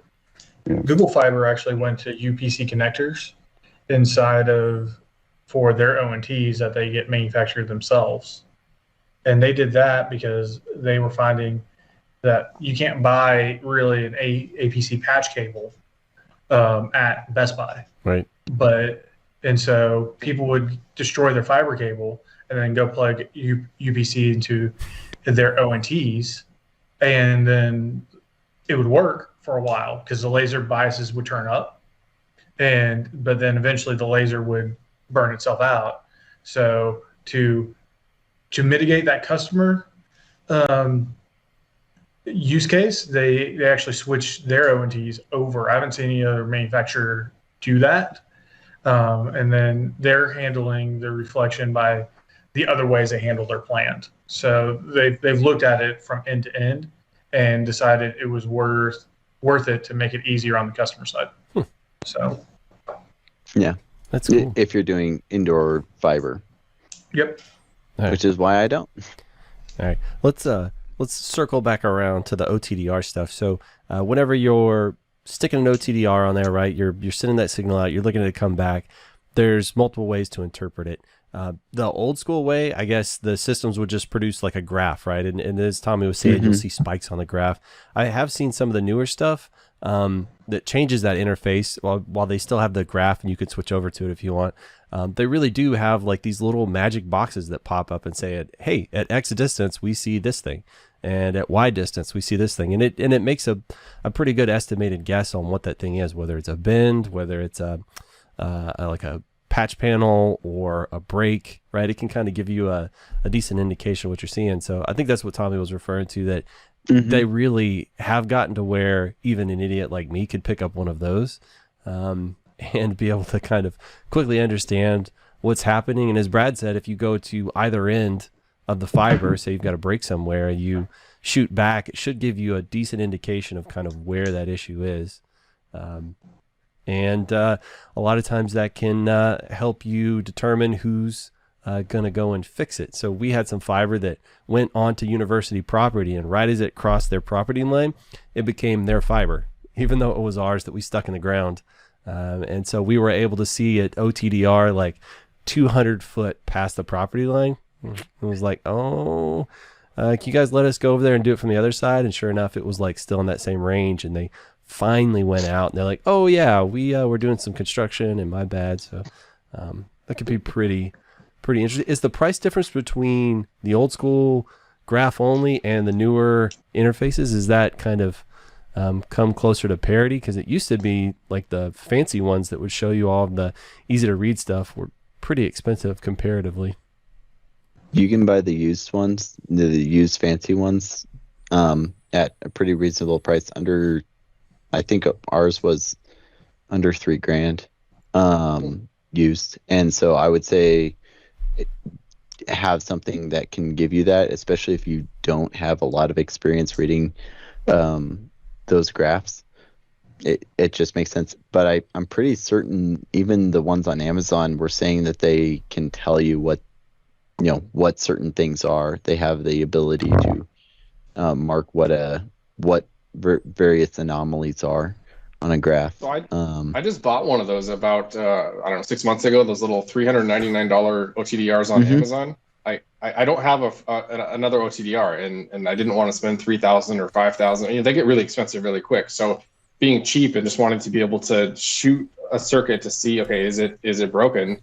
I decided to pick that thing up, and it's pretty darn good. I mean, for $400, it shows you the graph, and it'll actually interpret the various events along the graph and tell you, here's a splice, right? Here's a connector, here's whatever. At this point, I don't want anything else other than a model that would work on GPON. Mine is not GPON compatible. I have to unplug stuff, but other than like as an OTDR, it functions really well. Like it saves records. I wanted to pull them up on the computer. Yeah. Yeah, I wanted to say that the next one up that could do GPON was like $800 or something like that. I should have bought that one. Yeah, that, when I was looking at it. So and how accurate have you seen it be as far as being able to identify a splice? Yeah, that's great. So then at that point, I would say there's no reason to spend the extra $1,500. Period. Yeah. There may be a reason to do that as you get more complex networks. Sorry, go ahead, Brad. Yeah, we found that just starting off, do exactly what all this is, everything we're saying here, but then you step up to bigger and bigger teams, bigger and bigger networks, more and more, and then you need those tools eventually, but you don't need to put that on every installer's truck either, and so it's you have one of them, you may have two of them, like so it's just like everything else. There's a reason why on the higher end that exists, and then the used gear out there is good.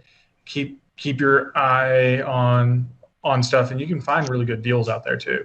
And even if you're getting some of the really good stuff, they have new models come out, and you buy the last year's model just like you do a car. Like all of that stuff comes into play too. So, but to get started. And that's probably the most important thing. And then step your way up. I like it. So tools wise, right now on the list we have spend more of your money on your cleaver, then get your splicer, then get you an OTDR, a locate kit, a VFL, because those are so cheap they're practically disposable nowadays. What else do you have in your kit that you need? Cleaners. We don't. Yeah. Like, you have to clean your fibers. A little cassette thing or pen, cleaning pen, whatever you need to do to clean those connectors. It might just be you click, clean and plug it in, and you just make a habit of it. But that'll save your butt at some point when, for some reason, it's not working, but it's because there's dirt in it and you just didn't know. Do you guys like the little clicky cheap cleaners where it's got like a floss in there, and every time you click it in, it kind of runs the floss across the optic? Is that what you guys use? That's what we use, and you can buy them off of Fiber Store for like $50 a pen, and you can do a couple thousand. And we do it just by habit on everything. Every fiber is dirty, and if you're taking it out of the bag, it's dirty. Every patch panel is dirty, and if you just take it if you can see the fiber, it's dirty. It's dirty every time. It needs to be cleaned every time. I would not recommend cleaning your optics every time, but everything else, yes. Spoken like a true germaphobe. You're after my own heart. Yeah. So to be fair, optics wise, like I had one of my minions checking Fiber Store optics, and he probably did like 150 Fiber Store optics SFPs that we got from them, and couldn't find a single one that even had a speck of dust on it. Brand new, coming from them, from the manufacturer. But as soon as that rubber comes out, we just assume it's going to be dirty, and you should probably. And we have a school district that has never cleaned any of their stuff, and they've spent so much money on us coming out to check their fiber stuff just because we're the cheapest group to do it for them. And we hardly even charge them at cost, but they've spent thousands of dollars with us cleaning all their stuff. And that's all we do at this point is we just clean it and we plug it in, and it magically works for them. All right. Are you guys one click or two click? What? For the school district, I do 4 or 5.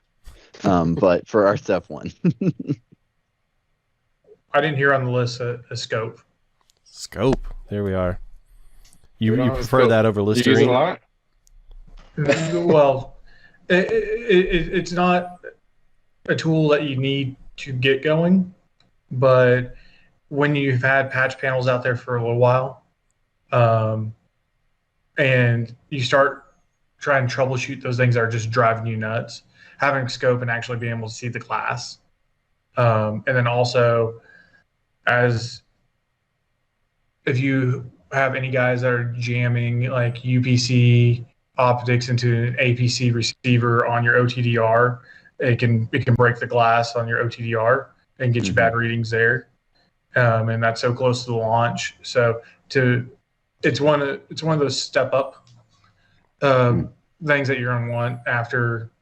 We didn't have one starting off, but after 18, 24 months growing plant and green guys, and you have a problem that you're just chasing your tail on, the scope will fix it. So when you're saying scope, it's a little optical device. You put your fiber in there and it just magnifies it. You could take a look at the surface of it, right? So you can see if... Yeah, it's a microscope. Yeah, like if it's scratched or whatever. So if this jumper's scratched, then I can just throw it out, grab a new one, stick it in there, right? Yep. Yeah. Yeah, you can buy... You can buy a JDSU one. Yeah, that's like $150 used. That has like a little screen, and that's what we're using. We have an OTDR that has a microscope USB attachment, so you can plug into a computer as well. So yeah, I would say scope is probably something useful down the road, or if you are buying existing plant. I'd scope all of it. I'd clean it and then scope it and then probably clean it again. So microscope is definitely possible, definitely something useful down the road. Yeah. So, and if you're doing a single mode fiber, you should probably get a 400 magnification to be able to see properly at the core. Yeah. Yeah, I didn't even realize. Sorry, guys, there's a delay. Go ahead, Tommy.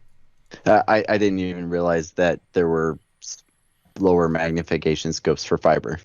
So thank you for clarifying that. Yeah, 400 is the basis for us and how we operate.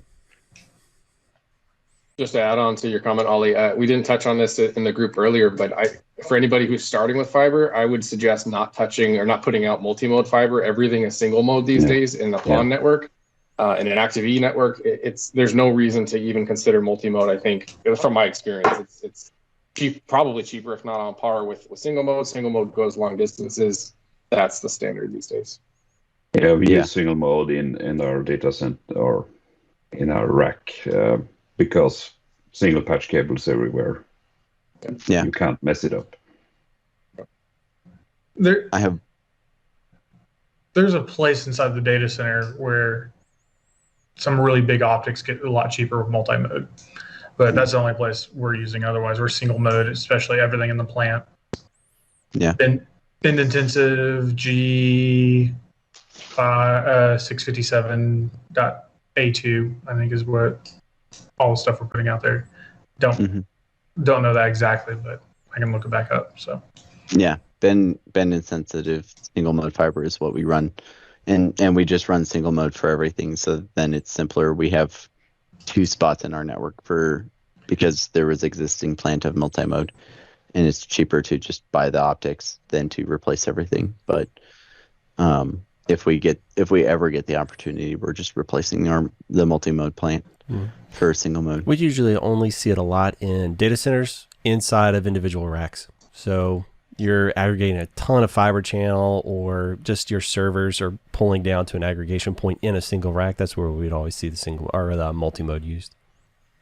Yeah. Because if you've got 100 SFPs you're buying for a single cabinet, it starts adding up after time. When you're doing the 10 gig stuff. So yeah, but now you have direct attached cables that are so universal. You don't even have to think about it. So we can't even justify it. Even when we have for our active Ethernet, we run direct attached to each of our switches and dual connections up to that. I would say to that, you've never seen a fully loaded like 52U rack where it's all 1U, and then each pizza box in the 1U has like 4 optics in it. It's like that many direct attached cables. It's like trying to route that stuff. And distance That'd be a wise, pain in the neck. yeah. Yeah. So you end up with I could that see many multi- fibers, and so yeah, because some of that stuff is just, I mean, it gets intense in there. So the fiber is so much easier to route, and it's just so much smaller. Okay. Yeah, I see that. But that's Google level silliness almost. So are you guys using mechanical connectors at all? I know we talked about mechanical splices, but mechanical connectors? Or are you splicing on all your connectors? We have one in the field. That's what I mentioned earlier. Yeah. That I wouldn't recommend anybody do that unless it's like what I was describing, outage restoration. The splice, I guess this would be part of the toolkit actually, pigtails. So you can splice on. You don't want to be out there polishing your own connectors in the field. As part of your splice kit, you splice on a pigtail, put a heat shrink tube over it, and you're done. And a pigtail, so that's what it terrible? means, right? It's like a connector already on just a little length of fiber cable. Yeah, because it's easy to splice fiber cable together, but it's hard to put connectors, at least from my experience with epoxy and polishing, all that stuff. Like, you don't want to put the connector on yourself. That's a factory type of thing. So yeah, you get a pigtail is just a little fiber connector, whichever model you want, LC, SC, whatever. And it's got whatever length of fiber cable coming out of it. And it's just a blunt cut end, and you splice that onto the fiber that you have in front of you. Yeah. So then you get really, really low splice, attenuation. Your connector's clean and proper from the factory. It's a good circuit. I would say it's even cheaper, wouldn't you, than buying the mechanicals? Yeah. Because you could buy a big pack of pigtails just ready to go. It's cheap. Yeah, and it's fast, right? So you're not spending the time that you would trying to put your own connector on. Like, I don't know why you would do that at this point. And there may be edge cases, but yeah.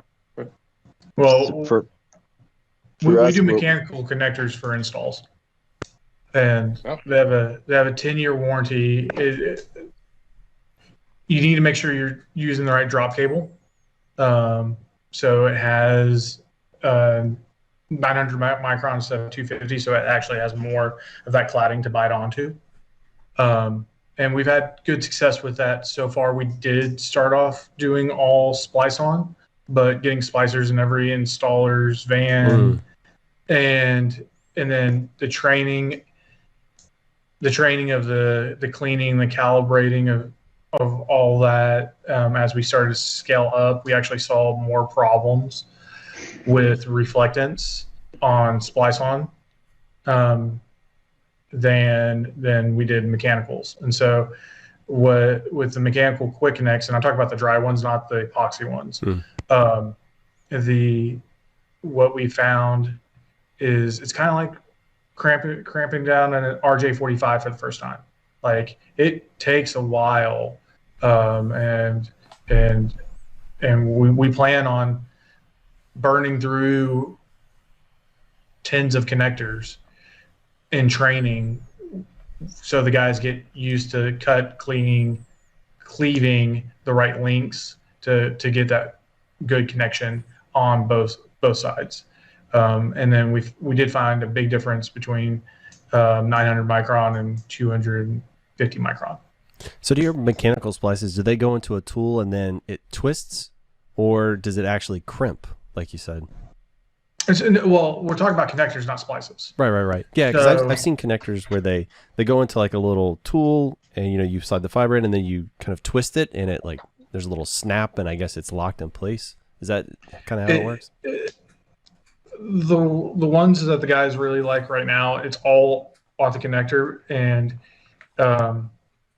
you push it down, it kind of opens up after you've cut and cleaned your fiber, and then you stick the fiber in there and let it go, and that's when the mechanical connection happens. And then there's a boot that you've already slid onto your fiber that then you pull down and twist on. Oh, that's pretty baller. So it's basically a toolless install then. Well, I mean, from the connector's perspective anyway. Obviously you're still gonna have to strip it, clean it, and do all that stuff with another tool, but that's cool. Yeah, and we found that that's been a lot easier for us to scale. Now, I will take a caveat here. We've been doing that for about a year now with success, but we'll see how that really, really works out long term. So maybe next time you talk to me, I bought a whole bunch of splicers. Gotcha. How optimistic are you? You feeling pretty good about it?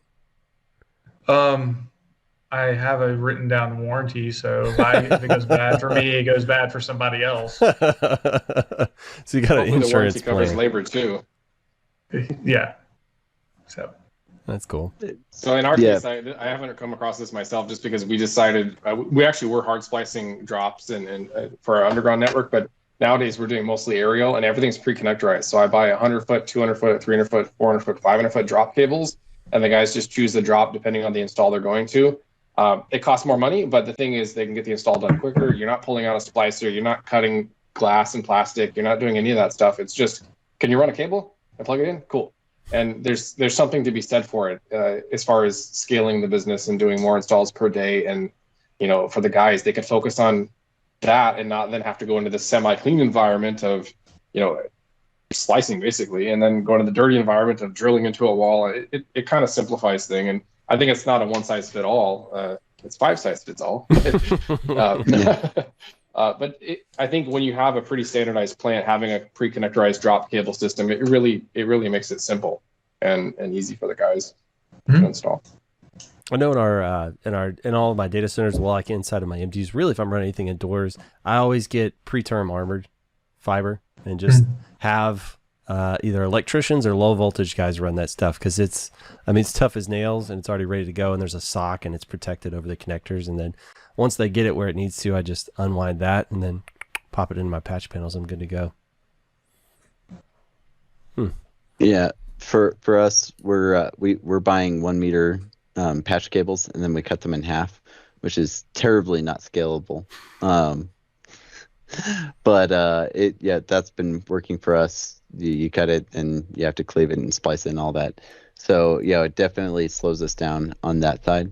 But for us, we're doing maybe 7 to 15 installs in a week at max. Most of the time we're doing 5 to 10 installs in a week for fiber, and so that's not something that we really have to scale as all that much, but that is an option. You can definitely do that, and that it works. Just to throw that out there for guys. What about you, Ole? Sorry, I got a bit lost. How do you terminate your customer connections? We use we drill the tube through the wall, attach that inside the connector box, and then we use patch cable. We have a pigtail and a connector inside the box, and then we splice the pigtail on, and then use patch cable from that to the ONT. Armored patch cable, all that silliness. Yeah, semi-armored. I can't find white armored cable anywhere, with the steel inside. Only blue, and most people don't want blue cables inside their home. But white is okay. Yeah, a little pop of color. Just as an FYI, when you're running cable, if you run fiber inside of your customer's home, make certain that it is, if you're in the United States, it needs to not make acrid smoke when it burns, and I can't remember what that's called off the top of my head. Plenum rated? Plenum. Yeah, it needs to be plenum rated. Yeah. So in the United States, you can't run burial fiber unless it's plenum burial fiber, which means it's expensive inside the customer home, unless you want to kill somebody. Well, I think there is an exception for like the first 50 feet, so you can make that transition or go to a NID box or a modem. Yeah, there you are. But you don't want to take your underground cable, routing it through all the bedrooms. Like that's not going to be good. Yeah, that's not good. Not a good idea. Don't do that. I think there's some caveats. I think if you have it like in hard conduit, like an EMT or something, you can go further. And I don't know. There's some weird stuff. I think that. Is that fire code? Don't play on caveats. Yeah. Don't play on caveats. Definitely look it up. Just run plenum inside of the house. Yeah, for sure. All right, guys. Well, you don't want. I tell you what, we are over 2 hours, and I have kept you guys way longer than I said I would. So we definitely need to stick a fork in it. It's tremendous information. Like I have learned so much. I'm gonna have to rewatch this a few times just to absorb it all into my tiny brain. Of course, it's going to push out everything else like birthdays and phone numbers, but who needs to keep track of those anyway? So, go ahead. There's one thing that we didn't get into. We talked about the upstream of GPON, but we didn't talk about the downstream of GPON. All right. Well, And What do you mean? how it's broadcast and not unicast, and how that data's kept secure in a broadcast domain. Oh, well, I mean, you're buying all in one manufacturer if you're inside the United States, so nobody cares. Something to consider, but I think that's not for the fiber, the guy who's starting out. They don't need to worry about that. Yeah, I would. too much. Yeah, but yeah, there is a security layer on that. I have a feeling that we're gonna have to do another one of these, just to like. There's gonna be a lot of questions and recap, and I'm assuming it should be able to be shorter in time. But yeah, definitely 2 hours is like the choke point. We gotta kill it. Everybody's dying. So I'm gonna first start with, I think, Brett, because I started with Brett. Brett, if folks want to grab a hold of you out on the internet, how would you prefer them to do that? You could say, I don't like people and I don't want them contacting me, so that's totally valid. But So I'm gonna play the old school card here. I use Facebook and I use it pretty much exclusively for work. And so I'm on the WISP Turn Fists group on Facebook. I'm on the wireless ISP. Like, find me on there and message me. That's kind of where I put all that social media work related stuff. I did have 4 really quick points that not for discussion, but things I just want to throw out there to close this up, if you don't mind. Yeah. Give it to Number us. 1, it seems like we're talking to people likely who are starting out as a FIS or thinking about making that transition. So I can't stress it enough. Go and see a wireless or a fiber network somewhere. Go and tour one. Come see me. Come see anybody else on the screen who's willing to. I did that early on. I learned so much, and I learned what to do, but I also learned what I didn't like. Right? I saw some networks that were built in ways I'm like, that doesn't seem right. Do my research and make a decision. So you'll have success by seeing these in operation and making a decision based on that. Number 2, splicing is easy, but it's not on the rainy days, and it's not when you're trying to train somebody. I would suggest do whatever you can to have less splicing in the network. That may mean less fiber. That may mean pre-connectorized. It's more expensive, but 2 years from now, when you're on vacation and there's a repair, which happens all the time, trust me, less splicing in the network is the way to go. Don't buy gel-filled cables. Don't, like your long haul cables. Do not buy gel-filled, because they are a nightmare. When you cut them, you got to take all this jelly and crap.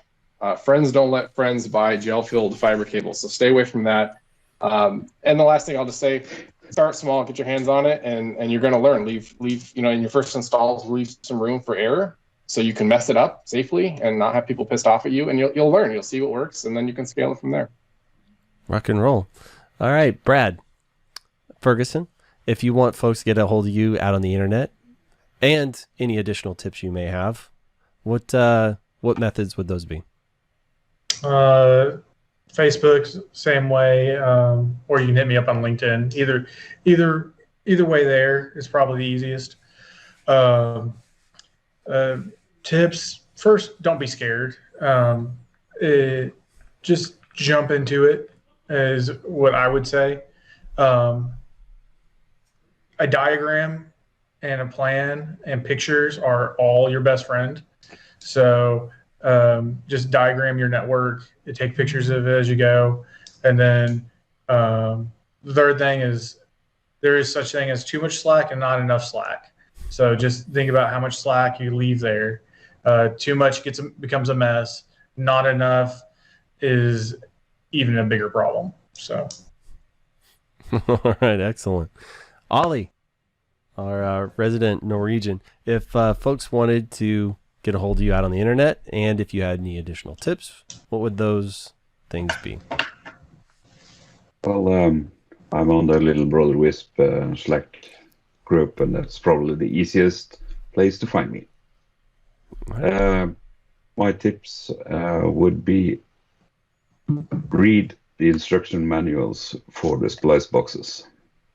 They tell you everything you know, if you need to cross the cable, how long you should cut them, and also don't buy cheap stuff for the splice boxes. You will regret it later. We have one of the first boxes we did. Nobody dares touch that box. We dread the day it goes. It'll be 96 fibers to splice together from scratch. The instant it breaks, you start your vacation, so you're out of the office. Yeah. Right. Personal time off. Rock and roll. All right, Tommy Krogan. If you want folks to get a hold of you out on the internet and or any additional tips, let us have it. So I do have some of my active Ethernet, what we ended up building, and all the insanity that went with that on my blog at lostcreek.tech. You can reach me at tommy@lostcreek.tech or tkrogan@lostcreek.tech. Also on the Brothers WISP, I love to help people on there and will contribute my insufficient knowledge and my terrible ideas to anybody's network build out. I'm also on the Mimosa forums all the time, helping people out there. As far as tips wise goes, you can build a bad network, but it's very difficult and you have to ignore a lot of people's recommendations. And so fiber is really awesome and really has a lot of flexibility and forgiveness to poor decisions. So if you're thinking about it, you really can't go wrong building a fiber network, and it's going to be a long-term investment. So definitely look at it, do the math. You can really pull off some really amazing stuff, and you can get lots of government money to do it as well.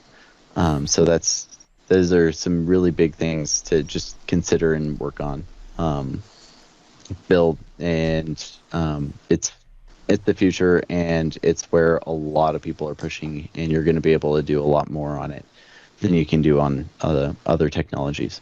All right, rock and roll.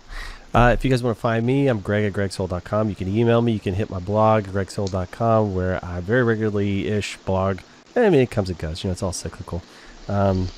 I would say also probably the easiest way to get a hold of me is patreon.com/brotherswisp. You become a member, and then you get access to the Patreon-only Slack, because I answer my DMs and ats very rapidly, and a lot of great help on there. And if I was going to give a tip, I would say make friends.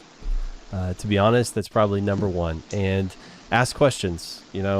Ask lots of questions. Ask for help, right? If you are friends with somebody and you are 100% okay helping them if they ever ask for anything, to be a good friend, you have to be able to reciprocate. You have to allow yourself to ask others for help. So definitely, if somebody else has learned it the hard way, learn from their lesson. I would say definitely make friends as quickly as you can. I know that's not easy for a lot of us in IT, but as you see, I had two complete strangers contact me, and they were very generous with their time. So you'd be surprised. I think Brad said it in not so many words. You'll be surprised what you get if you just ask for it. Thank you guys for listening. Questions, comments, definitely throw them in here. I have a feeling there's going to be a lot, and I have a feeling we're going to need to do a round 2 of some sort on this, because there's so much more associated with it, like the management layer, how you actually get in there, management, tying that to your accounting systems, like how you take care of your customers, like the troubleshooting on the management side. Like, we didn't touch any of that stuff. So construction. Yeah. Oh, there's so many. It's a whole nother. This is such a big topic. Such a big topic. And but we had to level set. We had to start at ground zero. So I think this was a good one. There's a lot of really good information in there. So, questions, comments. Thank you guys for listening. Brad, Brett, brand new faces. I love seeing it. Thank you guys so much for your time. Ollie's up in the middle of the night over in the frozen tundra. Thank you for showing up, Tommy C. It's always a pleasure, my friend. So we'll see you guys next time.